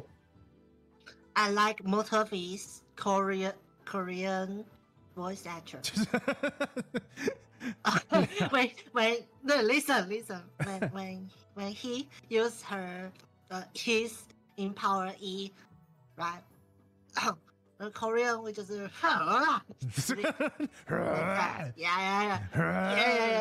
It's wild, but I love it. Yeah, it turns you on when he goes. Not that. Not that. Why? Not that. He's your traditional Korean pretty boy. Yeah. And then after he kills an enemy, he's just like 감사합니다. Also, very polite. His ultimate is pretty fun. Yeah. His ultimate is like assist attack. Please repeat this sound you made, but with this epic voice. Sorry, I just gotta redeem from Joe saying, please repeat that sound that you made, but do it with the epic voice. Okay, that's not an epic voice. That's a monstrous voice. That is 500 points well spent, my guy. Thank you. Please take it seriously, dude. Please. I actually haven't heard Mortefi in the Korean voice acting version, so I can't even do that justice. I think in Japanese is also the same thing. It's more like ha. Oh. Yeah, like that. Okay, anyways, we're not gonna do this shit here. Yeah. That one. That one. Yeah. This is slowly going out of control here with the sound effects here. Also, the fire dragon is pretty cool. His ultimate. Yeah. Let me bring this back. Please. So I agree. I like Mortefi a lot. But I'm not going to talk about the Korean actor and any of that stuff. But I will say, let's talk about. That's my hot take. Yeah. That's my take. It's not. I'm sure it's not a hot take. I'm sure many ladies agree with you. But on the gameplay side of things, I'm sure a lot of you guys have heard people saying that Mortefi is top tier support. Definitely the best 4-star support. And I know a lot of guys are thinking, like, how can a 4-star be the best support? So let's break it down. So the reason why he's the best support, or one of the best supports right now, is because GN is the best DPS, right? And arguably Mortefi is the best support for GN, which is why he's so desirable right now. And his kit basically buffs heavy attacks specifically. And GN, he synergizes very well with GN, because when GN turns on his ultimate, every single attack that comes out of his kit is considered as heavy damage. So the moment that you you bring Mortefi, and then you sub that into GN, everything that comes out of GN is going to be buffed by Mortefi, and that is why he's so damn good. But in addition to that, his kit also just makes him a very good variation change, because so first of all, he's a ranged character that uses guns. That means in your rotation, you're actually able to stay far away to build up his bar from a safe distance. So that gives you a lot of leeway. It makes it very easy to dodge, and it makes it so when you set up and prep everything for GN's entrance, you can do so from a safe distance. And that's why I think he's very underrated in that sense. But his ultimate is something else as well. When he casts his ult, he summons like a fire dragon, and it looks like a symbol. But basically what happens is that it doesn't matter if Mortefi is on the field or if another character like GN is on the field. As long as that active character is attacking, Mortefi's ult from the backstage will also launch attacks. So not only is his passive buffing GN, his ultimate is also buffing GN. And also if you equip the proper echo, which is like a bird that I don't remember the name of, that also will buff GN. So everything in Mortefi's kit is just so perfectly synergetic with GN's kit. And I would say the only thing that can kind of like contest Mortefi in this spot is if there was another support that came in that buffs arrow damage and also debuffs arrow resistance. If we get a character like that, then maybe we will have some kind of contender for that. But until then, Mortefi is absolutely number one in that support spot. One thing about Mortefi I like is his skill is pretty clean and fast. Yep. Not like Chisha. Chisha is too slow, I would say. not my take. It's hard to Movie is animation very cancel. clean. Yeah, she's a. Maybe you would talk about her a little bit later, but yeah, Chisha is she's like the clunky ass broken version of of Mortefi. But almost everything from Mortefi can be canceled fast, and that's another reason why I like him. You just pop the skill and you switch. Don't even have to cancel. Yeah. So fast. Yep. You just like literally as fast as you can press the key, you can press it immediately, you can mash it, and you can trigger the right timing animation cancel. Whereas like characters like GN, especially if you're using the giant monkey echo, you can't just press the echo and sub out immediately. You kind of have to time it. Like you can't go too fast, otherwise you'll wipe out the animation 100%. But if you wait too long, then you're not taking advantage of that window. So I would say Mortefi and GN is like Takara with Inling. Yep. They all cater to high tempo gameplay style, like Modern Waves wants. Yep. But I mean, Mortefi would be a better Yinlin if he had the whole arrow resistance debuff. I think like that is really the missing. So far, the missing we don't piece. have any resistance decrease. Yeah, that's the missing. That's the missing kind of piece. busted. That would be kind of busted. Yep, because like it depends on the game as well. Because depending on how the damage formula works in a lot of these gacha games, it will vary by a little bit. But in general, the general trend that we do see is that the most impactful buffs in the game are generally debuffs that directly lowers the enemy's attack, lowers the enemy's defense. Like these are the things when factored into the mathematical equation, debuffs will do a lot more damage or damage mitigation compared to raw stat buffs that you give your own characters. It's kind of just the way it works based on the math. Yeah, if you don't know, the multiplier part, I have seen the resistance, crit damage, and the elemental damage multiplier are the final damage. So, if a character that can increase your elemental damage, also decrease elemental resistance, that would be giga busted. Because that's two final damage multiplier. I want a Yinlin kind of character, but I don't know. Like for me, I would love to have like a full arrow team, right? Because like right now, like Mortefi, he's kind of perfect for the team comp, but there's still elements in the kit and like in the rotation that's missing. And even though Verena like buffs like just in general attack, if there could be a support out there that can do the healing, and if they can actually buff arrow damage or something like that, then that character will replace Verena. I think I just need to see all the different multipliers and how they add together or multiply together, like on the back end in terms of math. And once I have those damage formulas, then I can give like a better like a breakdown of like what the ultimate meta should look like. But as of now, with the buffs available to us, this is the ultimate team for GN, Mortefi, and Verena. Yes. Okay. So that's all about Mortefi, I would say. So next, your pick. Oh, frick, that's right. I thought Mortefi was my guy. Yeah. Oh, shoot. That's my guy. Who else is there to talk about?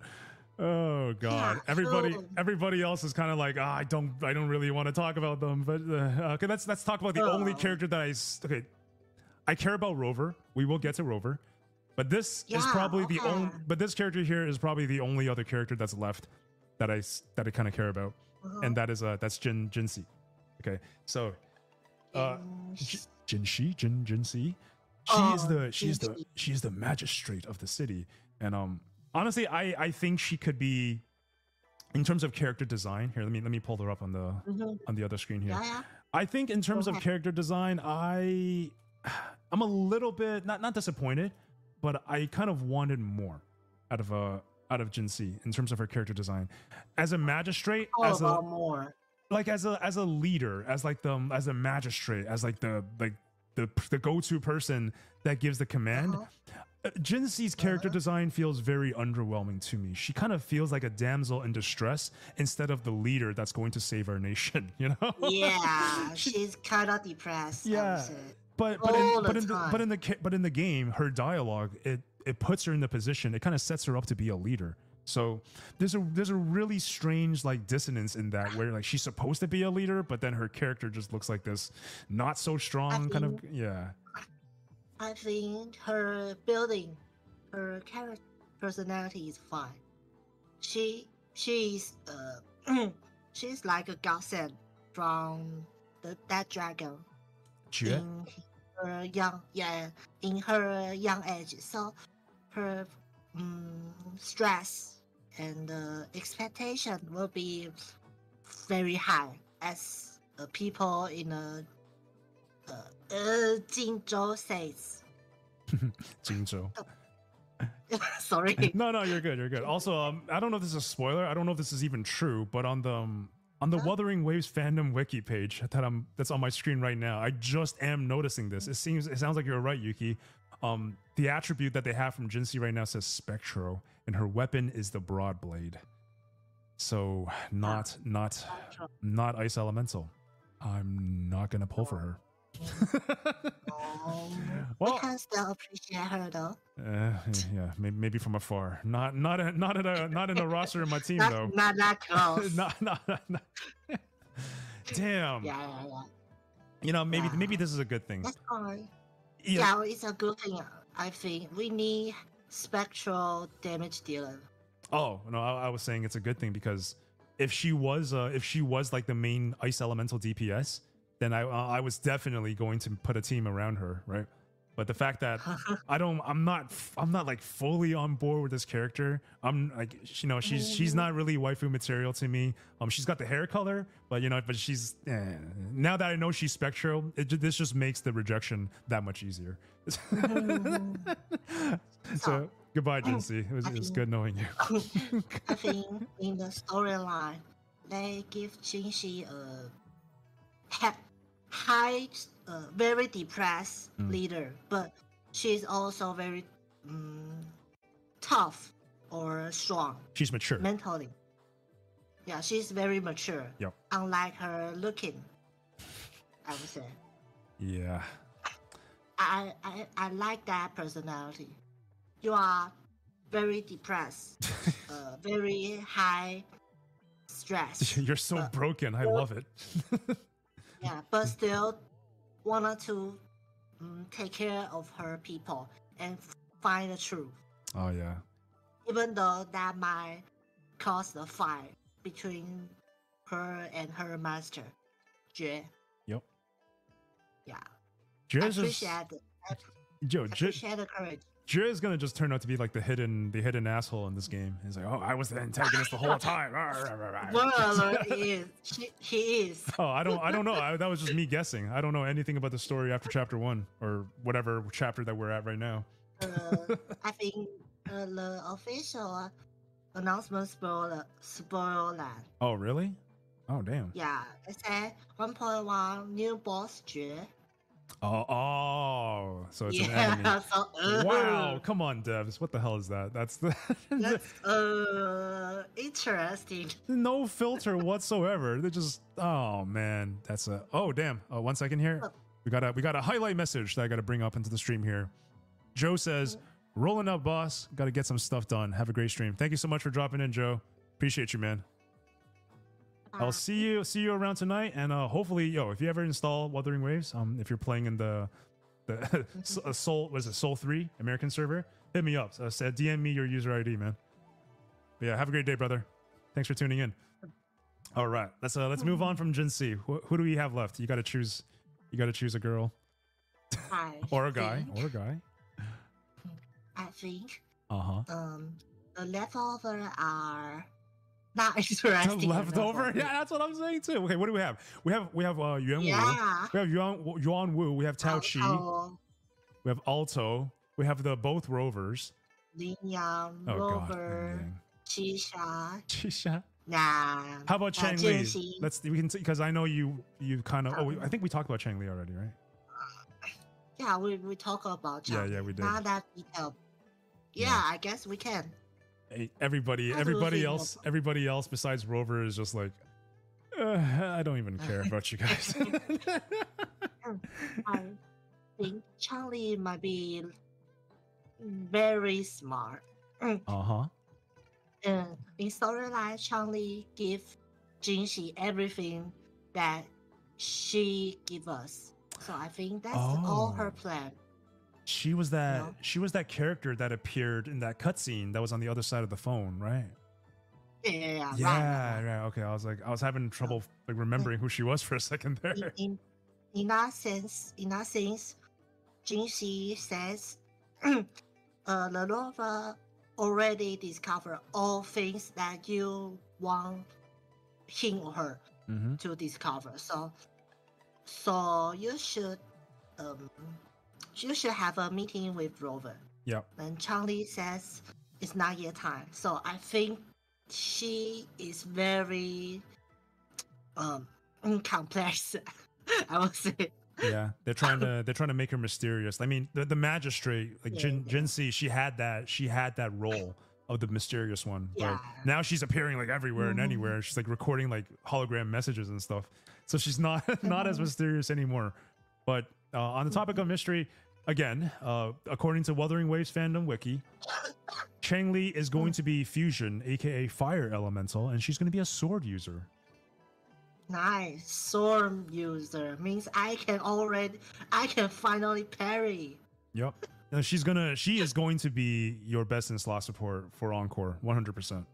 Yeah, because Encore don't have any support that perfectly for her. That's right.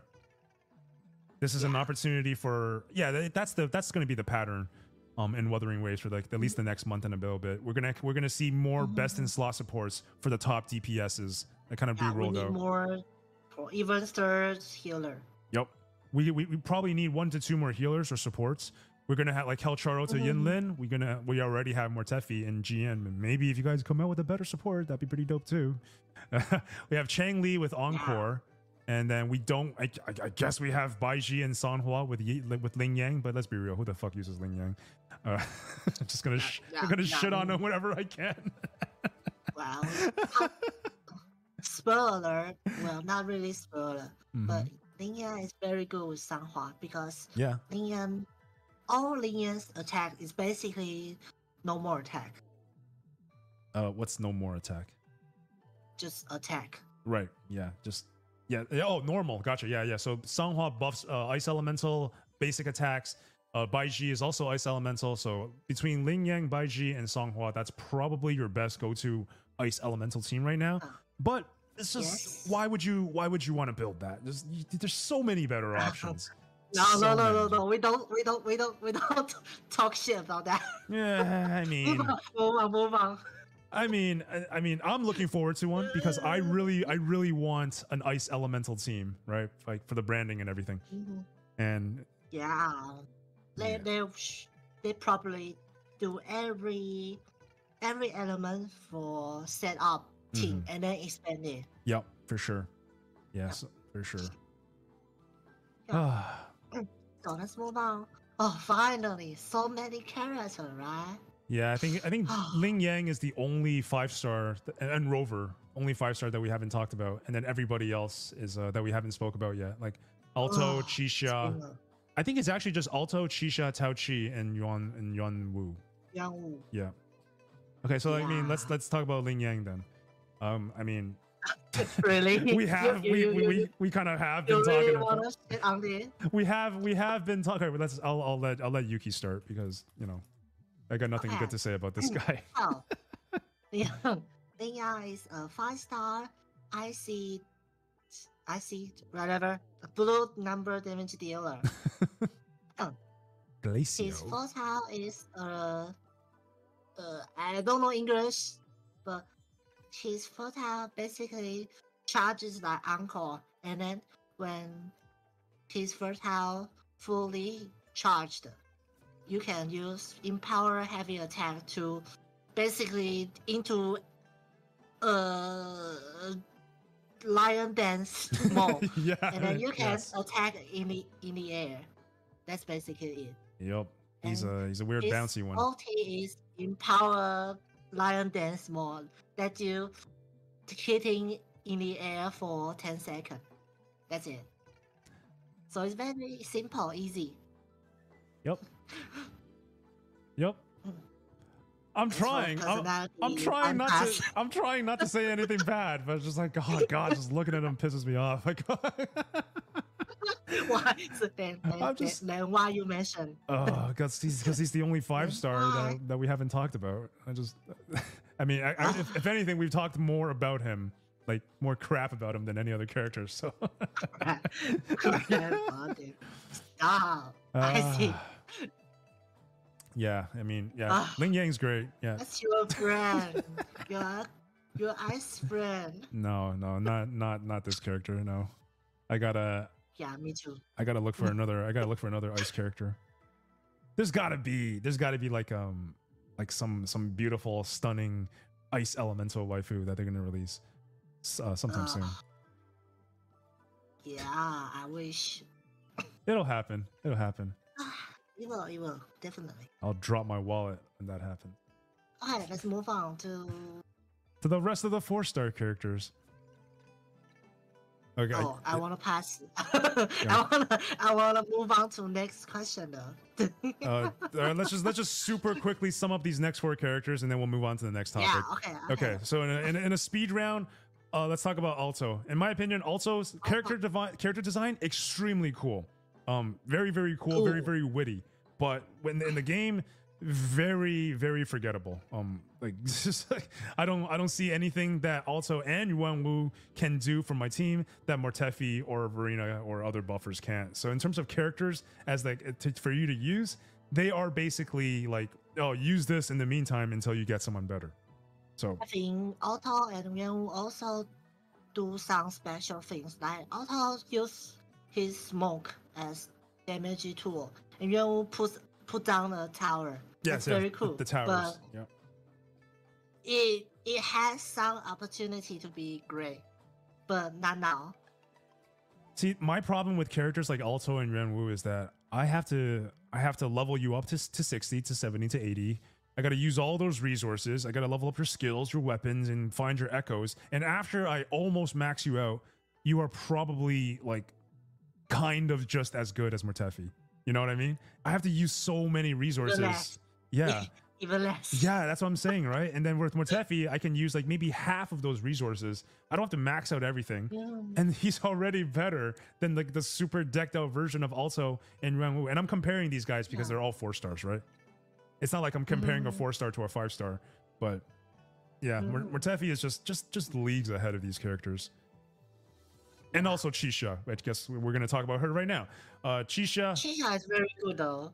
Is she though? Is she really though? Yeah, Chisha is very good as main DPS. If you let her like 2 or 3 resonance chain, her skill is very good. I think she's got something for her if you hold down her E. That's like the only like, right? Like, yeah. That's her main DPS output.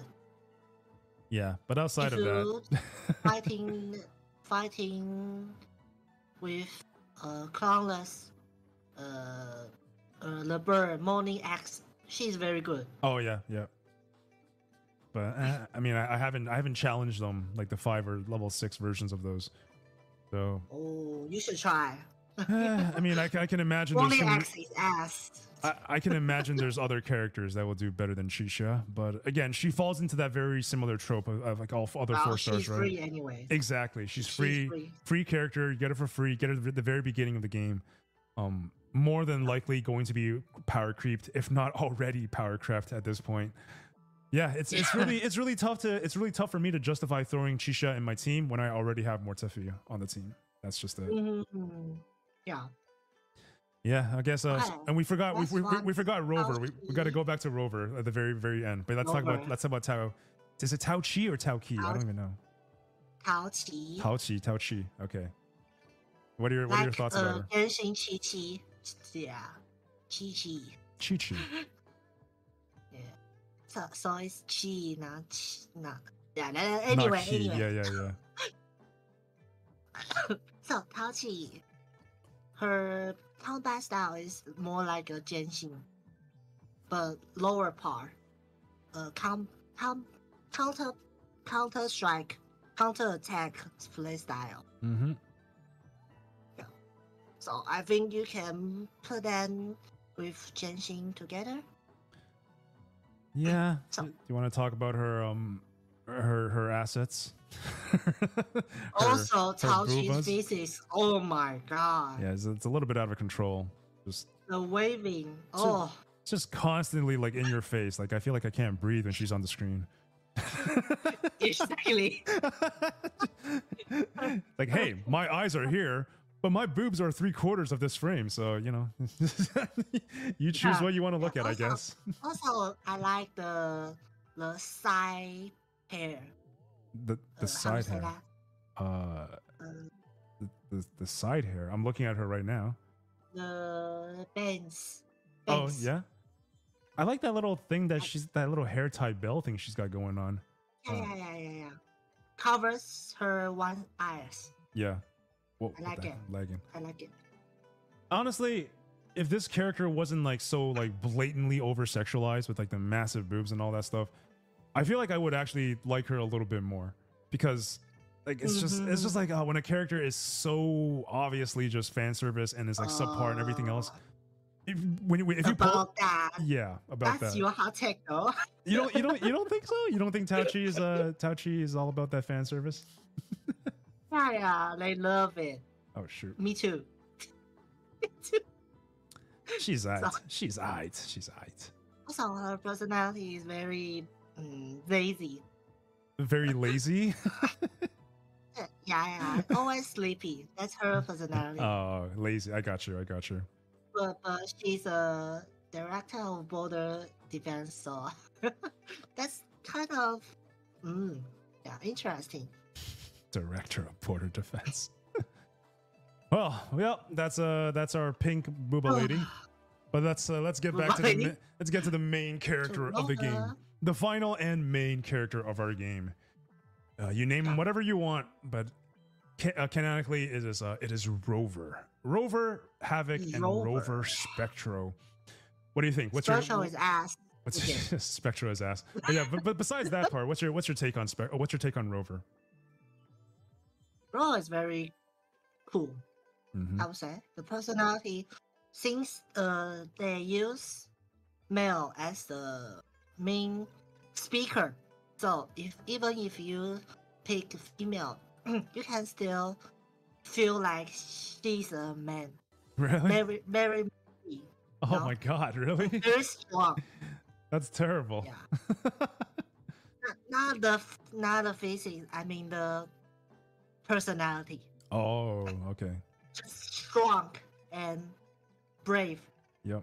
Typical that, main straightforward. character. Yeah. Because the main point of view is male.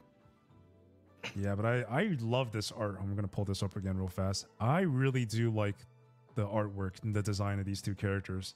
Like both of these Yeah, characters look so damn good. Like the male character, he reminds me of like who you want to play as like a male anime protagonist. He really has that look about him. He's got I like that. Solo Rising. Yeah. He's got that sassiness with like the what's Bien's called in English again? Damn, I don't know. Ponytail? I don't know. He's got the long hair going. He's got the cool sword. Yeah, he's just I really like him. Yeah, ponytail. Like that. Yeah, but honestly, But smaller. yeah, but so I chose the guy version because again I thought I would be having opportunities to do voice acting in place of him as I was streaming. But holy hell, was that a mistake? Because the girl version of the main character, man, holy crap! Female Rover is probably my favorite main character design in any gacha game that I've ever played. Holy crap! Yeah. Female Rover, But I mean, freaking the stunning. male design is very cool though. He is cool. Still, yeah, like you. Oh, thank you. Now I think about it. The male character is like you. Yeah, they should The big jack, the glove. yeah, Ugh, they should the just ends. they should just remove the main character model and just throw my VTuber model in there instead. Exactly. You Oh, can cosplay it now. Yes. And honestly, that the male Rover's outfit is probably the only outfit that I can actually pull off as a cosplay, like relatively easily. I feel like besides the sword and the belt, I can get and the boots, I can pull off everything else, like no problem. Nice. Yeah, that would be so damn cool. Yeah, right. Now, cosplay now.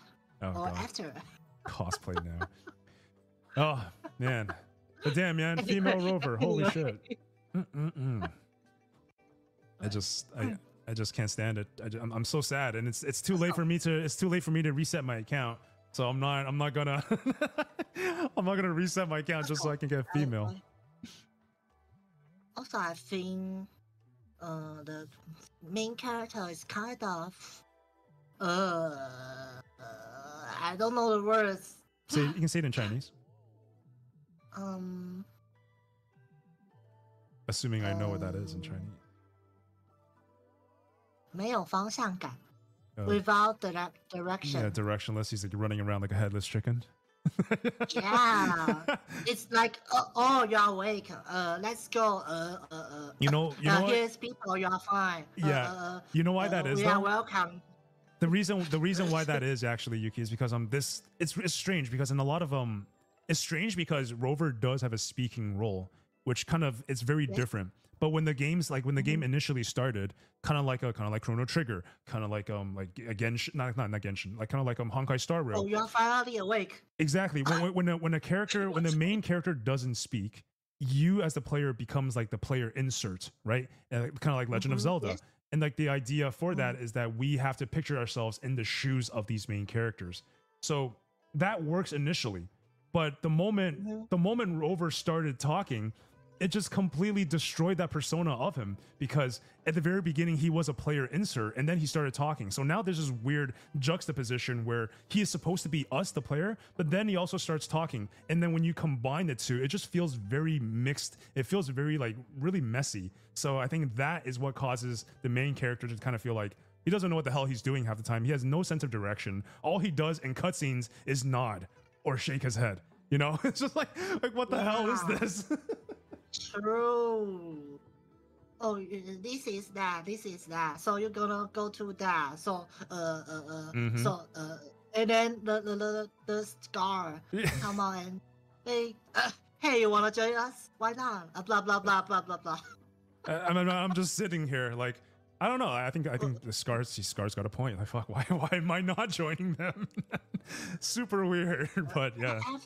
After all these GN stimulator, yeah, why not? Oh man. Do you think Rover will get? I don't know. I still don't know why we're gonna save the world. Nope. You know, we're not. That's not. I still don't know. That's not really why we're here. No. But do you think like Yuki? Do you think Rover will eventually get additional elements instead of just Havoc and Spectro? Like, do you think he'll be Definitely. like? You think he'll get like all 6 elements or 5 elements? Yeah, I think so. I think so. Interesting. Because if you go to the elemental switch, there is 6 slots. Oh, okay. Yeah, you see. Spoilers. Or maybe this is called Alpha. Damn, that's awesome. I learned a ton of stuff just through chatting today. I think not. It's not a coincidence. It's definitely padding. It's dropping hints for the players to better future-proof their account, but it's also giving players like things to look forward to and to make content and hype in YouTube videos about, right? Or just they are lazy. yeah. They just screwed it up. Whoops, 6 circles. Let me just fix that. 6 elemental, blah blah whatever. Put it there, so we don't have to change later. Well, maybe, but I for that reason alone, though, guys, it is really important to level up Rover because of that. Because no matter what happens, if they do come out with different elemental coverages, and especially if you're a free-to-play player, Rover will be able to cover a lot of those team composition niches, right? So yeah, it's very very versatile. In the storyline, some dungeons they force you only play as Rover. Yeah, so if you're not building your Rover, you are in the trouble in the storyline. Yep, I think so. Oh wow, we blew through all the characters finally. So let's put the character section to rest. Let's talk a little bit about the story arc, and let me reset my scene here while we do that. I think we have discussed all the story already. Yeah, we kind of did break things down pretty well there, didn't we? We reset myself. Including chapter 1 to 6. I think chapter 1 to 3 they could explain more. I think the wording are compacted. It's way too much exposition and it's way too much lingo. Just like they just dump like a ton of terminology on you, like it's since the game just opens. I remember my first day playing, I was so overwhelmed. Yeah, I was so overwhelmed. It's like, especially with Yang Yang in my ear, it's like, hey, tacit discords, the Huang Long and Jue and Bai Ji and God. Why is she here? Stop it. I can't take this. Yang Yang, you're beautiful, but goddamn, please stop talking. Stop being so annoying. It's like driving me nuts slowly. Oh my god. But after chapter 3, after Jinxi or Sanhua explain all these things, is fine, I guess. Especially in chapter 4, where we fight with Scar. After the fighting, Scar and Jinxi almost reveal all the things that we should know. Even after chapter 6. I feel like they're setting us up for a misdirection. Just like you said, right? Like the developers kind of leaked that Jue was going to be a boss. So it's kind of like they want to make the character believe that, Jue is in our best interest. He's our ally. And then they're probably going to blindside us. Like, oh shit, this is what's happening. Yeah. Scar is actually the good guy. I don't know. I'm just spitballing here. Scar also said that Jue is not a good guy. And then Jinxi also said Jue predict that we're gonna fight. She will fight. Yep. Yeah. They will have a fight. Yep. So that basically predict the 1.1 storyline. Yep.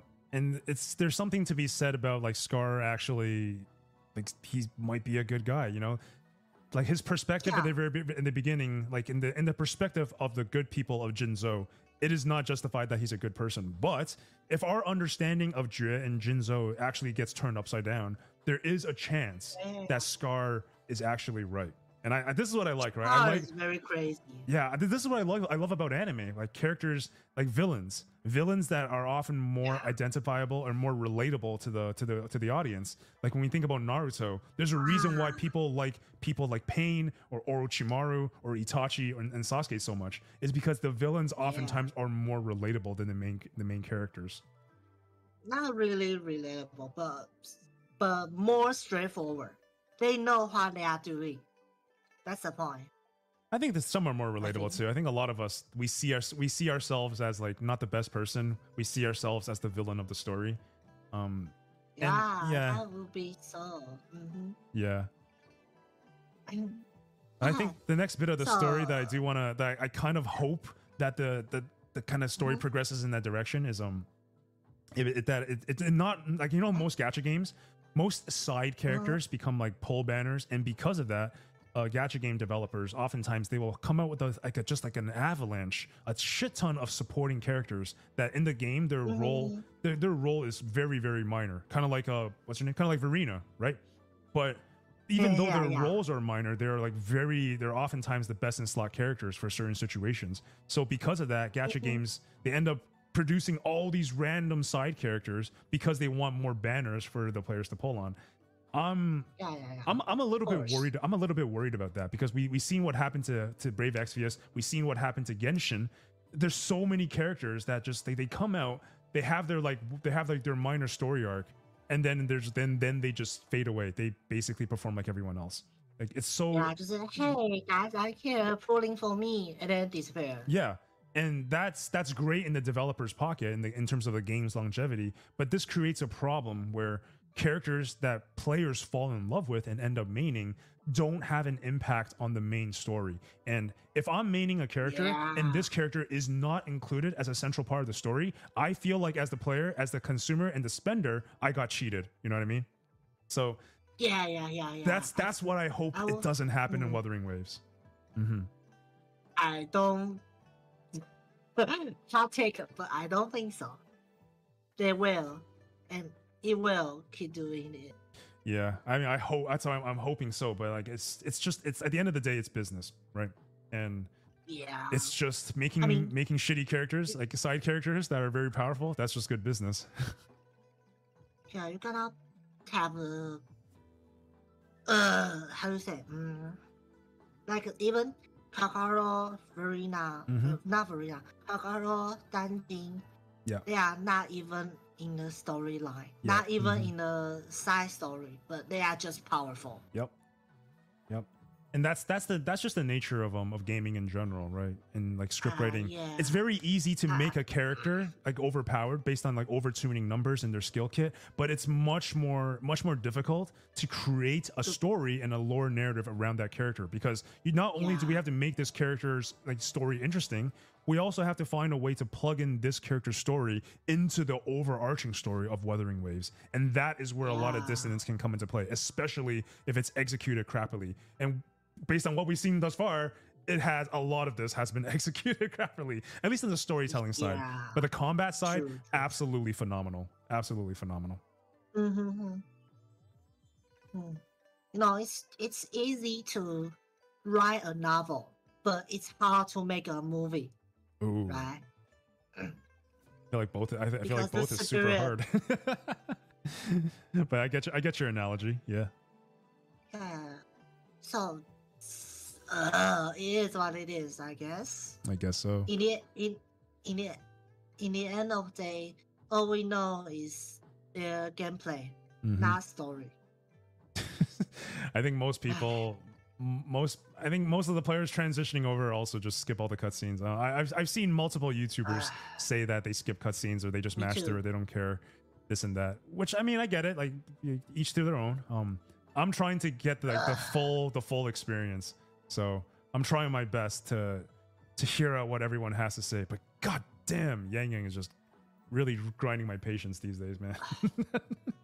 Just don't use. Just don't use her. You can't. Her cutscenes are mandatory. She's an integral part of the game. Well, just skip it. Just don't use English voice. Oh, that I might have to. I mean, I'm on the Chinese voice right now.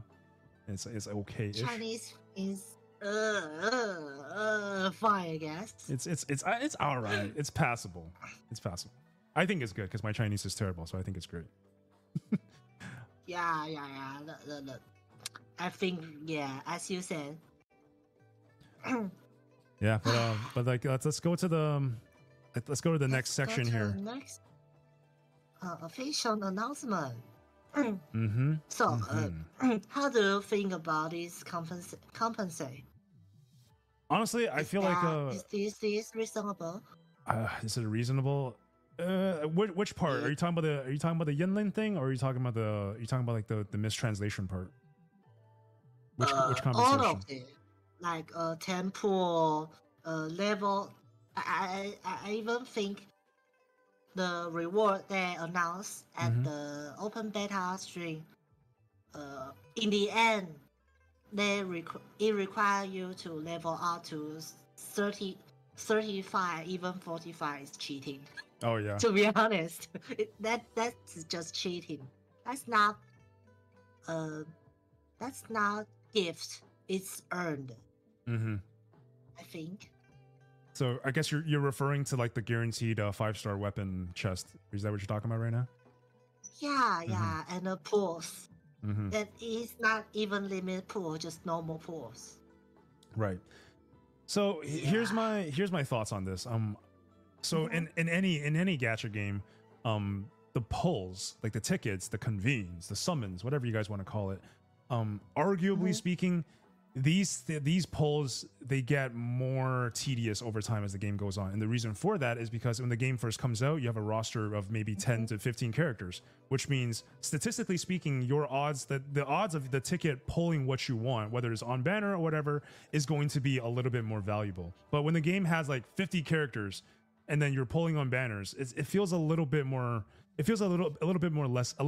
rewarding at that point. So for me, I think that pulls are more desirable when the game first comes out. So when we look at comparable games, again, I'm going to reference Brave Exvius and Genshin here, and it's that the game developers they're definitely a little bit more stingier with the rewards that they give out. And we've seen this firsthand when people like are looking from Genshin to the Honkai Star Rail. One major point of comparison was that like, wow, Honkai Star Rail players are getting 10 pulls for this and that, and like free energy and whatever, and then Genshin players are getting like nothing. I was like, okay, that's cool. and then you take that exact same comparison with this game with Wuthering Waves. Not only are they giving out this many pulls, but they're giving this many resources in the early game, which when they matter the most. Because let's be real, 10 pulls and 10 of those free energy cube things at this point in the game, it means a lot more compared to us getting that like 1 or 2 months from now, right? Because 1 or 2 months from now, a 10 pull and energy cubes are not going to be nearly as impactful. So I think the developers are actually quite generous with the compensation. And this of course, we also have to discuss like the gacha system itself, right? Because the gacha system itself, like coming from a Genshin, Star Rail, or even like Snowbreak, the pity system is a lot more forgiving in this game because the weapon banner's pity is 100%. If you see gold, you know your day is set, you know. But in every other game, it kind of forces you to go through the banner and the cycle again for that pity roll, and like that kind of drives me crazy. So the fact that they're so lenient with the pity system and they're so generous with how much resources they're giving us at the very beginning of the game, I think the developers are honestly quite generous. But that's my opinion. What are your thoughts on this? I think it's reasonable, honest. Hot take though. I think they could give more. Like Genshin gives 1 potion equals to 60, right? 60 cinema.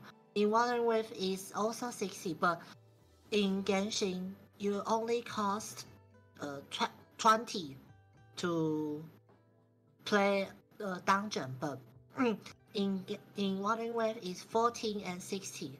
A whole potion, a stamina, a Q, whatever you say.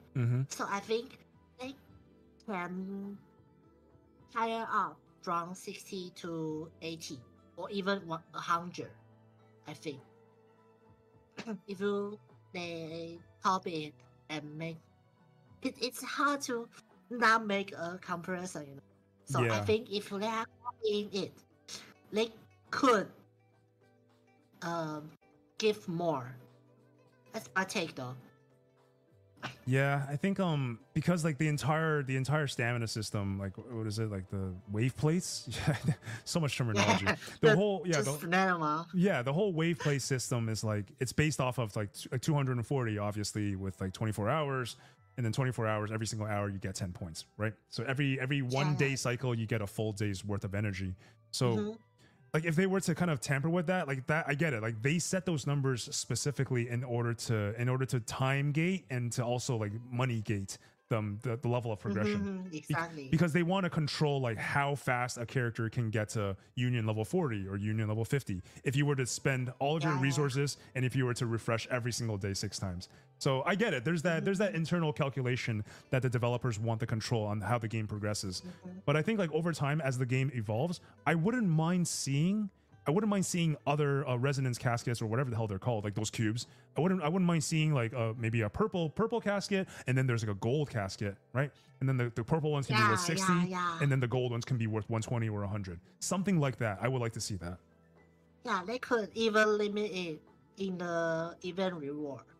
Yep, something that you can redeem for. Encourage you to join the event. Yep, encourage you to do like whatever events, like all the side content, and also to because they're gonna show some stuff that they want to market to you in these side events as well, right? So it's just good marketing. It's a good strategy. This roguelike event, I love it, but there is too little things to do. Yep. And too little rewards to get. Yep. I'm already maxed out on my like you know, if we compare this to Snowbreak, it's kind of like in this game like we just have one of those, like one node to activate, and then once we activate it, it's done. But in Snowbreak, there's like 4 pages of nodes, and every single node you can level up to 5. So you know there's so much more to do. Whereas in this one, I feel like rewards. Yeah, in this one I feel like I've already capped out on everything, and like I'm just farming it for no reason. you don't even have to clear difficulty 5 if you can't, because it doesn't have a trial character, and it depending on your own character. Not like a Snowbreak, you can even solo the hardest difficulty, because the difficulty is that easy. But in Wuthering Rift, it's really hard. Yeah. I would say. You get touched, you die. Yeah. Yep. And the effect is all wrong. I cannot see the boss. Wait, you cannot see the boss. What do you mean? Yeah, the skill effect is all flying. Oh, yeah, it's like it's all over your screen. Yeah. Yeah. I think sometimes I wish my computer is more strong. Oh, I see what you're saying. It's a hardware thing. Yeah, it's too laggy for me. I got you. But you know, like, but on the topic of just like things we like about the game, like these compensations, these quests. Let's talk about our thoughts on the end game. So, arguably, sure. Arguably speaking, the main piece of end game content that's going to keep us grinding, it's probably going to be about echoes, right? It's kind of yeah, definitely. That's the true end game. How do you feel about it? I would say it's a jail. Every single character must to sit on the jail. sit in the jail? Yeah. Well, wait, can you explain that? What do you mean by that? You want to build your character, then you have to build your set, echo set, and then it's basically grinding, and then gambling to get a best echo, because no one wanna have a optimal echoes, right? Yep. So it's basically the cycle never endings. You gotta grinding all day, every patch. That's why we ask official to give more morphable echoes, I think. Morphable echoes. Like like reward in a roguelike. Oh, yeah. Free cost. Yeah, things that you can kind of redeem for, right? Yeah, because the stats is too hard for 3 costs. Yep. Man, we can actually, I mean, if you're up for it, we can actually do like do we have time still? Yeah, we got like half an hour. We can kind of do like a soft-ish deep dive to the whole like ecosystem optimization, because I did a ton of research into that. I'm pretty sure you know about this as well. Yeah, yeah. Go ahead. We can do it. Okay, so I mean, I guess we can talk about the farming stuff first, and then we can actually talk about strategies for re-rolling, ways to preserve resources and all that. So Yeah. Sure. I guess for farming, right now there's a thing in the game where it's basically a pity system for echoes. Okay, so yes. Yeah, so there's different categories of echoes. There's calamity echoes, there's overlord echoes, there are elite echoes, and then there's common echoes. So for the calamity, and every single category, the pity is like within that category. So if calamity pity is basically 50-50, and that means that if you kill one calamity boss and it doesn't drop an echo, the next calamity boss you kill is guaranteed to drop an echo. And basically we're talking about crownless, or dreamless, and we're talking about the turtle, right? So with this knowledge in mind, you can alternate the monsters that you kill. So let's say I want to hunt Dreamless, and I'm doing whatever. I just killed a turtle and I didn't get one. Now I know for sure the next Dreamless I kill is guaranteed to drop this echo. And this kind of strategy and concept can be applied to overlords as well. So let's say as a Gion main, I'm trying to farm a golden monkey, right? I'm trying to farm the best monkey possible. So I'll be doing my monkey kills, and I got an echo, great. And then let's say I do another one and I don't get an echo. What does that mean? That means that the next monkey I kill is guaranteed to drop one, right? That's great. But what if? Yes. But what if I want to actually make this even more efficient? Because every time I kill an overlord boss, there's a 2-minute cooldown. What if I wanted to kill the monkey and I want to farm like the best in slot, like I don't know, like the best in slot Inferno Rider at the same time? So if I were to do that, I can actually juggle between Inferno Rider and Monkey. And I know that every single time I kill an Inferno Rider and the Inferno Rider doesn't drop an echo, I know for sure that I can go back to the Monkey in order to get a guaranteed echo. So with this in mind, so if I do a run and I get an echo from the Inferno Rider, I know that I can reasonably do any other boss kill before I go back to the Monkey. So it's just having this kind of knowledge and rotation in mind, it will speed up the process for you guys to fill up your data bank. So this is the... You can even have 2 friends to do the other 2 bosses. Oh yeah, if you guys play co-op mode, you can you can abuse that even further. Yeah. You can kill 3 boss at the same time. Yep. Actually, we got It's Blue here. It's Blue says, I think they are already doing that in the next event. The next event has 2 elite echoes. Very interesting. Yes. It's Blue also says, I think 3 bosses is more optimal because even 2 boss makes it so you have to wait for the first boss to respawn. I agree on that, man. It's just like on the end game. Depending on the DPS though. Which, like, you mean the difficulty that you're hunting it at? If your DPS is not faster, no, 2 is perfect.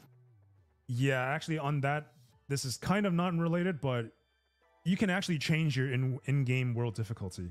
This is something I recently learned. So if your DPS is not, if you haven't been like max mining your characters the moment you hit your union level thresholds, you can actually lower your world levels to make the monsters easier. When every time I play with my friend that do boss rush, boss collecting, we do 4 bosses because we can. Everyone's like doing different bosses at the same time, but in the same world, right? Yeah. And if your friend kills a different boss, 1-to-1. Right? And if you're people. So like let's say you are the Monkey and your friend is at the Inferno Rider. If your friend kills the Inferno Rider and gets an echo drop and he picks it up, do you get that pickup as well? It's separate. Wait, so you don't get that. You may or may not, depending on yourself. Oh, so if let's say we're playing together, if I kill the Inferno Rider and you're in the Monkey dungeon doing something else, when I kill the Inferno Rider, it could give you an echo on your side of the screen as well. Yes. Oh wow, that's crazy! I didn't know about that. Yes. So basically, we do is for like we doing monkeys, the light birds. Inferno Rider, the turtle, and the lightning, whatever. The last one, I don't know English name. So we do these 5 bosses. We do 2 people, 1 people. If A and B and me, if B kills Monkey and I do Inferno Riders, they going to Turtle, and then I kill Turtle. I going to Lightning. Thundering Memphis. Yeah. And then Thanks, after Blue. they kill Turtle, they going back to Morning X cycle. Then if I'm slow or they are slow, they're going to help me and also pick up echoes. Damn, I need to check out this co-op mode.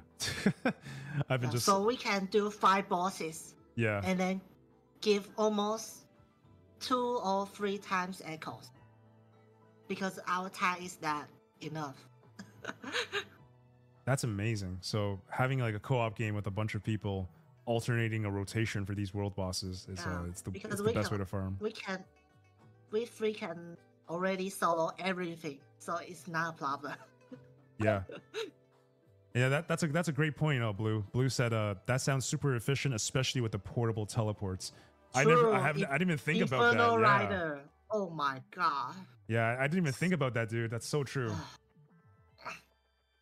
You have to you must have portable teleports on Inferno Rider. Well, I mean, he's so long. He's okay. He's like you spawn in the teleport, and then he's just like you just jump off to the left. But there are certain bosses where like the teleport is, it's quite a long distance away for sure. Like the turtle. The turtle is quite long. Oh, sure. Quite far I away. haven't farmed a turtle in a while.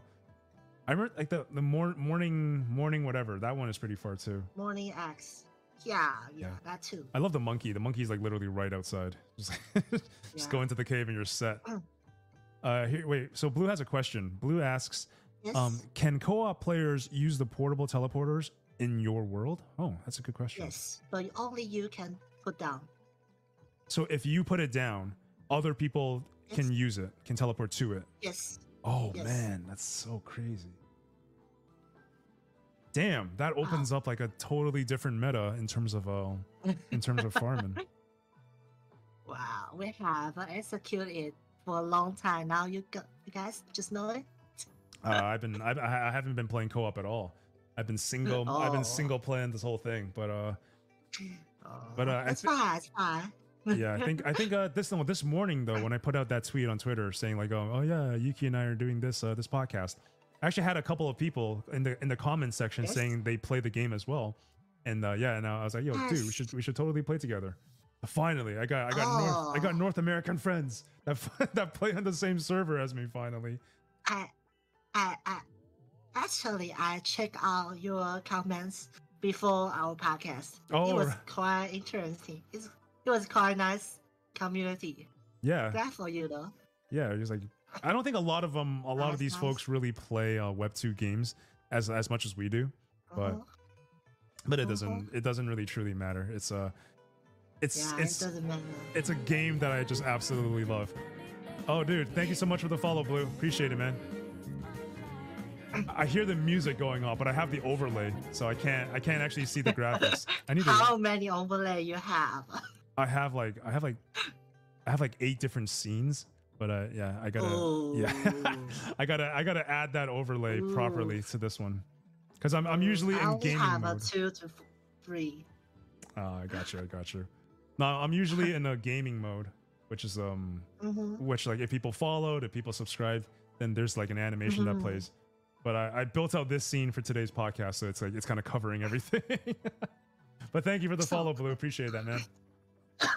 So, speaking of these things, do you think that something needs to be optimized, but official didn't or haven't mentioned? Optimized. I mean, Like camera, but they mentioned. So, is there anything you want? Yeah, I mean, there are, but these are all things that have been mentioned by Yes. other content creators as well. So Uh-huh. it's not the first time we're hearing it, but for the sake of the podcast, I'll say it again. And that is Yes. so just quality of life changes, right? So when we clear Tacit field challenges right now, there's this really strange camera zoom out. Or cap scene. Yeah, and Then then they will remove that. yeah, In 1.1. yeah, they already said they would be removing that, and I always found that really strange. It's kind of like just like 5 to 6 seconds of like unnecessary wait that just completely kills the momentum of what you're doing. You know that I found that a little bit weird. Of turtle. Yes. Oh. Oh, Yep. a Oh, turtle is also long. I agree. Blue just mentioned that too. That was actually the second gripe I had with it. They need to remove the standing animation for the turtle. I don't know if we're talking about the exact same thing. I was thinking about the animation when you first attack the bell, right, of the turtle, and then the turtle needs to do this like 20-second like, oh, I'm waking up. Oh, here's my arms, here's my head, and you're hitting it, and it's not doing anything. And then it takes like a year before the HP bar appears. I'm just like, what? Also what the targeting. You know, the bell can be destroyed, right? Oh, And what? for orb user, for mage, even after the bell is destroyed, your target is still the bell, so you miss. I did not even know you can destroy the bell. What the hell? You can. So you can destroy the bell before the turtle like fully gets up? After stand up. Oh, You it can stuns the destroy turtle. and it will decrease the body. The stagger bar. The white. Yeah. Interesting. But- I had no idea. I just Yeah. been wailing on the You turtle can until it grappling dies. up to that. Oh yeah. You But jump, after- grapple, and yeah. Yeah. After destroying the bell, even the bell is not there. me as uncle, I will still target the bell, but there is nothing, so I deal little damage. Yeah. Ah, Oh, so poor, tough. poor That's you. uncle. That's Encore's life. Ah, so I hate turtle, but I have to. I hate turtle. I mean, even Infernal Rider is not that bad.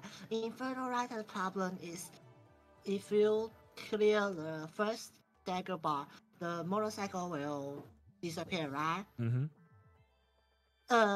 Before it really leaves, you will still target the motorcycle. So, yeah, you hit the air. You hit nothing. Huh. I actually didn't know about that motorcycle bit. I've been just killing the bosses without really thinking about it as much. But damn, seems like there's a lot of other issues. I think they should target the rider itself, not the car, not the motorcycle itself. The motorcycle just makes me miss half my attacks. Like most of them, I'm just like, what the hell? I cast my thing, yeah, and by the time the animation completes, the motor, like he's like halfway across the screen. I'm like, okay, this is. Yeah, they just need to change the targeting to the rider, not the mortal. Yeah. But like, do you wanna finish up? Should I finish up the whole like echo bit and then? Sorry. No, it's fine. I was carried away. No, it's fine. This is great conversation. But let's do the echo bit, and then I think we're good to wrap up here. And then, unless you you had other things that you wanted to address. No, let's finish that. Sure. It's fine. I'll actually bring out one of the other recording I was just playing. So, but not specifically about the recording, and it's kind of cut off in the top right of the screen here. But if you guys look at the top right of the screen, and you guys probably know this.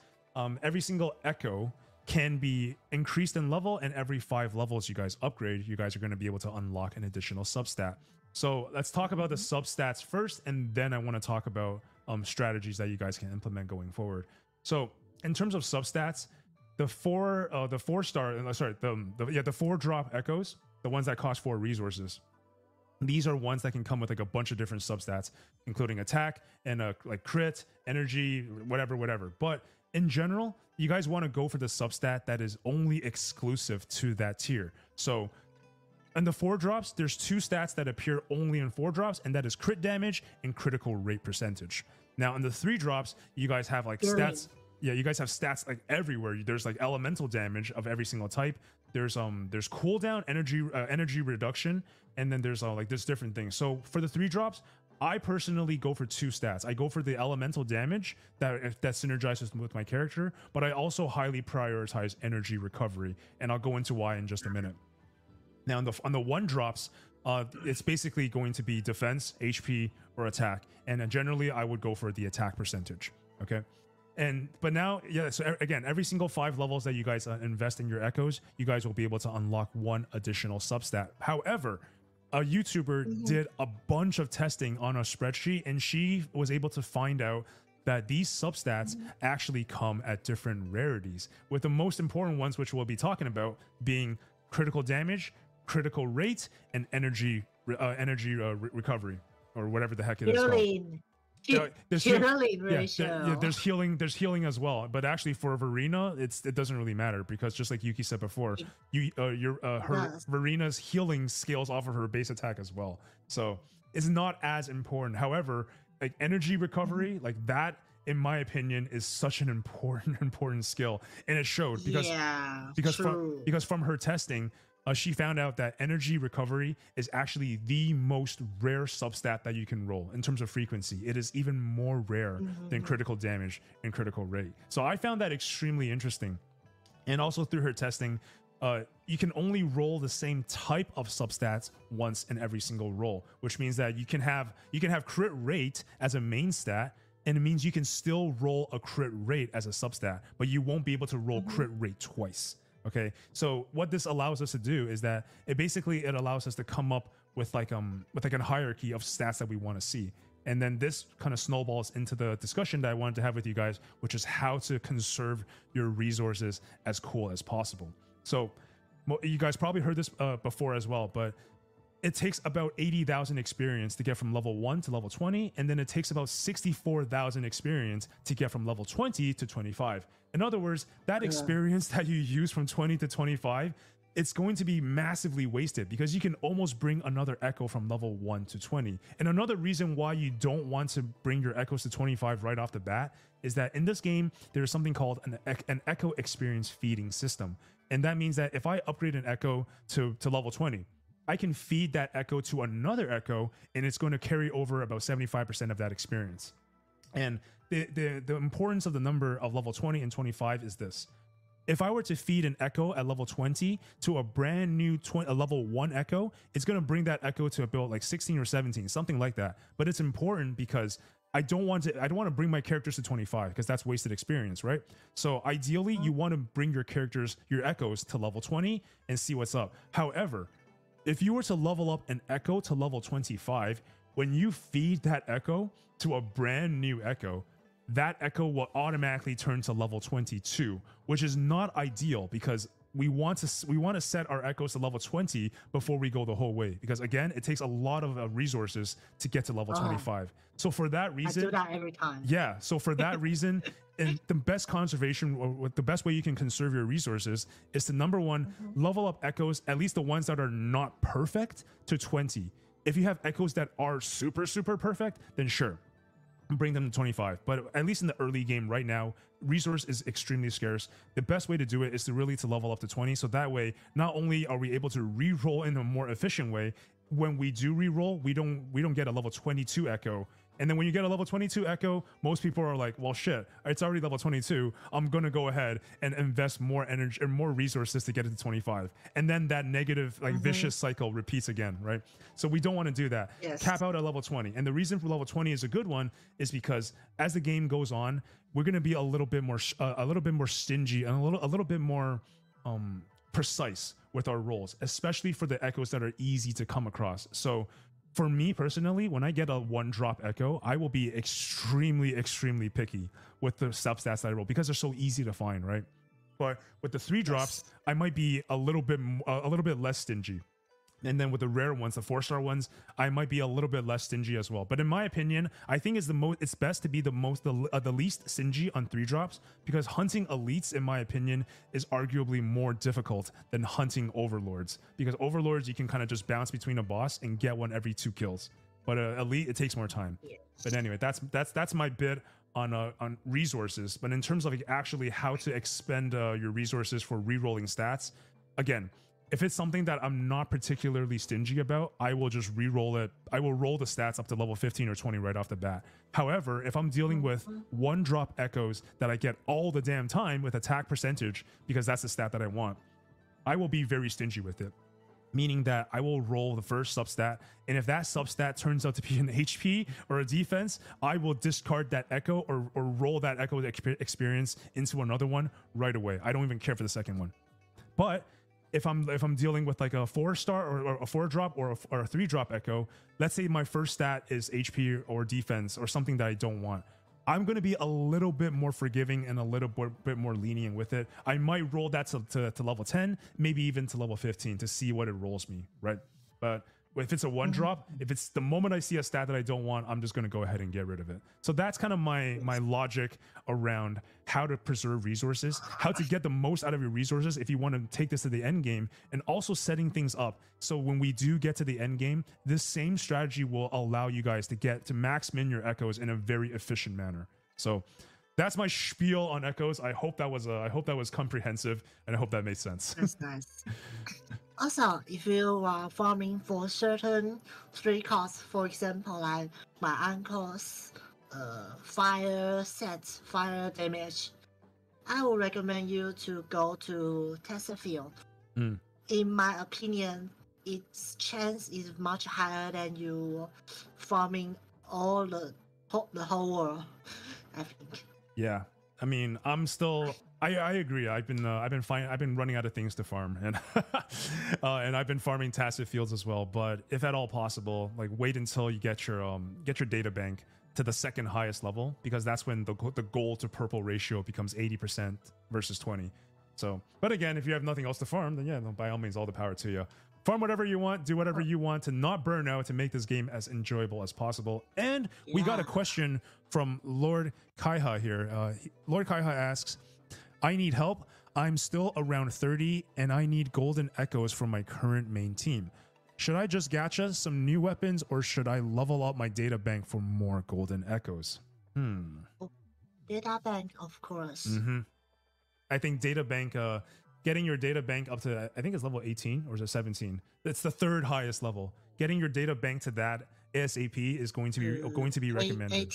18, yeah. Get your data bank level to 18 as soon as possible, because even though you have collected enough experience to get your data bank to level 19 or 20, you will be physically capped at 18 until you get to union level 40. You know, so yes, I'm in that situation right now as well. I have enough echo.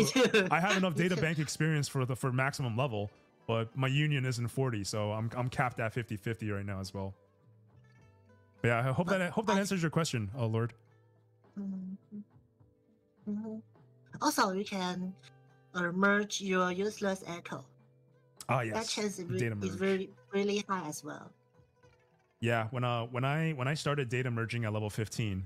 Oh yeah, so also if you're going to do data merge, wait until level 15 minimum. Like ideally 17 is a little bit better, but honestly for me, I just did it at 15. And when I started doing the data merge at 15, I got so many new golden echoes that it actually brought me from level 15 to level 17 and a half. Wow. So highly recommend start doing that. Just snowball your progress, and then you don't have to wait forever. Yeah, you don't have to farm everything again. Yeah.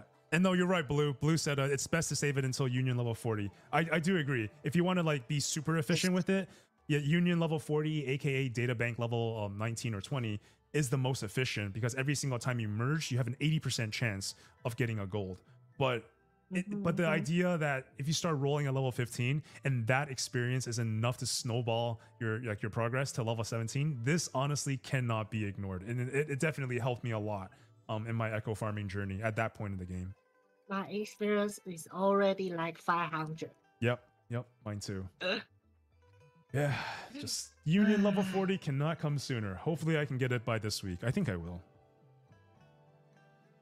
Also, for those who don't know, the critical rate is maximized at 10%. The critical damage is maximized at 20%.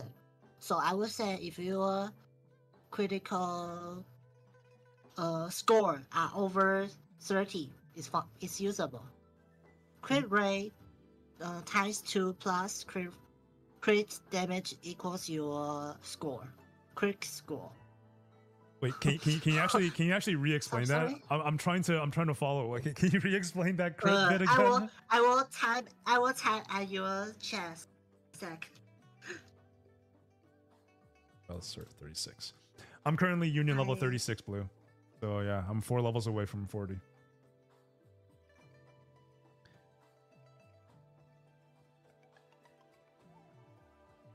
Oh, thank you, Yuki. Let's see. Boom. Okay. The highest critical rate is 10% and the crit damage is 20. When you say the highest critical rate is 10%, you mean like the highest rollable mod, right? Rollable. Got it. Thank you. Rollable stats. Right, so yeah, so there's different substats you can roll, and there's also different ranges of the substats that you can roll. We totally forgot to mention that. Let's see, yes, so for every substat roll that you do, Blue, there's different categories, right? There's HP percentage, HP raw amount, so on and so forth. So there's every category, but within each of those categories, there's also a range that you can roll. So you can roll very low, you can roll mid, or you can roll high. So according to Yuki's explanation, the highest crit range you can roll in a substat at max level is 10. And the crit damage range you can roll maximum is 20. And because crit damage and crit rate, along with energy regeneration, is probably the 3 most desirable stats in my opinion, these are definitely good things to keep in mind. It depending on your character. If you're playing GN, you can also roll for liberation damage, heavy attack damage, attack percent, etc. Yeah. if 3 out of 5 stats are useful for your character, that it is good. That's my standard. Yeah, I think like for the we're I mean right now we're definitely not in late game mode by any means, but in terms of the content, I am. Sorry, I am. no, but in terms of the content that is available, yes, we're in end game mode. Yeah. So, but like in the overarching like lifespan of the game, I think we're still quite early. So for myself, I'm not personally going for the super ultimate end game perfect echo roll. Like as long as I have like 2 to 3 decent ones on a golden echo, I'll push that to 25 and then I'll leave it there, you know? Because here's my theory. My theory is that at some point in the game, we might get some sort of purchasable, like through money, purchasable items that will make the echo optimization journey a little bit easier. And this can take form. This can take form in items that will allow you to reroll certain substats without destroying your echo. Or they might give you a way to increase or decrease your like the range of your roll of that substat, you know? So I do make it linear. Yeah, exactly. Instead of like gambling an echo every single time, if I have an echo that is like 80% perfect, I can just keep on spending money on that one echo until it does become perfect, right? So I mean, I'm no dev, but I've seen my share of gacha games and how gacha games make money. Let's just put it that way. Oh, prediction. There it is. Yes. Yes. Blue said that's all about echoes, I think. Yeah, but Blue said double crit right now is a 8 out of 10 at least. What do you mean by that? I'm actually not sure what that means. Double crit. Also, the highest forecast crit rate is 22. As main stats, and crit rate is 44. So that's why I said it's 1 to 2. Gotcha. Like the main stat of the first stat of your 4-star echo, right? 5-star echo. Sorry, the golden echo. Yeah, there we go. Golden forecast echo. Like 5-star 4 drops. It just confuses the crap out of me sometimes. Yes. The golden monkey. The golden rider. Yep. See, like at the point of the game we are at right now, even if you have 3 dead stats, if you have 2 crits, it's still, yeah, I agree. As long as you have the crit modifiers in there, it's a keeper. If you have energy in there, then that's reload that though. I will keep finding new. I want 3 to 4 stats. That's my take. Honestly, as long as my things have crit damage and crit rate, it's a keeper to me. If it has energy regeneration, even better. Yeah, but that's up to yourself. Yeah. Honestly, I feel like energy regen is one of the most underrated stats. Like for you to have that fluid gameplay, energy regen is so important, man. I would much prefer the intro outro energy, but that's not Concerto? the stats. So yeah. Yeah. So yeah, I cannot complain. That's true. You know, you're right. Like the energy regeneration will make it so like you trying to farm your ultimate, that like those rotations will become faster, but increased concerto energy will basically shorten the time you need to spend on each character in your rotation, which is going to be a huge quality of life. Cycle. Yeah. Especially with characters that take like 2 years to fill their bar. Yeah, but like if I can get Verina's energy 2 times faster, that'll be busted. Yeah, half the time, like with the Verina, it's like, okay, I summon you, you do your E, you sprue your plants, you do your little sliding heal thing, and then you pop your ultimate or your Q whenever it's up, and then it's like, okay, then what? Now I'm standing here auto attacking for like 20 minutes until I can get my outro skill ready. Like, ugh. Yes. That drives me nuts sometimes. Yes. Yeah, that's why I always charge out Verina's passive all the way, always. Yep. So Blue said, yeah, that's just because we are like 2 weeks into the game. In a month or 2 from now, 3 to 4 good stats will become minimum. Yeah, the game is going to definitely shove the players towards like the like optimizing and min-maxing your echoes. But they might also come out with other customizable, equipable things that can kind of spice up the system. So we don't know. Set. Yeah, A I new guess. jail. I guess. Like honestly, I would prefer if they come out with like new sets rather than like making the system even more complicated. But I don't know. I think both ways could work.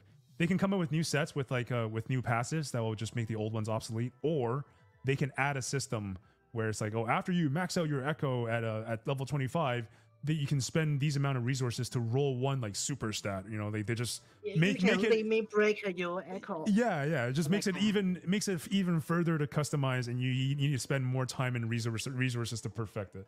I think that might be what happens. Still, even put that item in the event. Yep. Yeah, Blue. A substat reroll item will be great for sure, and I think they will come out with that. It's like they can make so much money off of that, like from whales, man. Just like $10 for a reroll. Very depressive. Yeah, I mean, pulling for gacha games can already be depressive. Definitely. Like HP percent into HP fix. What do you think is more crappy? Like base HP or like base defense versus like defense percentage? I never really did the math on that. Base defense. Yeah, base defense. Okay. Yeah, because in this game, defense does nothing. What doesn't really it do really nothing? Nothing. Yeah. We just get like destroyed by one hit anyway. Yeah. Only HP helps, I think. I think this might be this could pave the way for more like is it Jiang Xing, the girl that can shield. I think yeah, shielding build is very off meta right now, but I feel like true because all people, everyone is DPSing. Yeah, everyone's just about making as much damage as possible. No one is really building tanky. In the end game, in the abyss, the tower, it's time attack.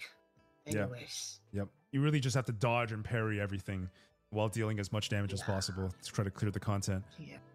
Time attacking is the worst part of shielding. There is no shielding. That's all there is. I mean, that's crappy. Sorry. Time attack is the worst nightmare of shielding. Yep. Because you cannot let a character take that easy while still doing tons of damage. That's not balanced. Yep. You got to spend money on that. But Blue actually asked an interesting question. He says, have you guys talked about the importance of elemental resistance?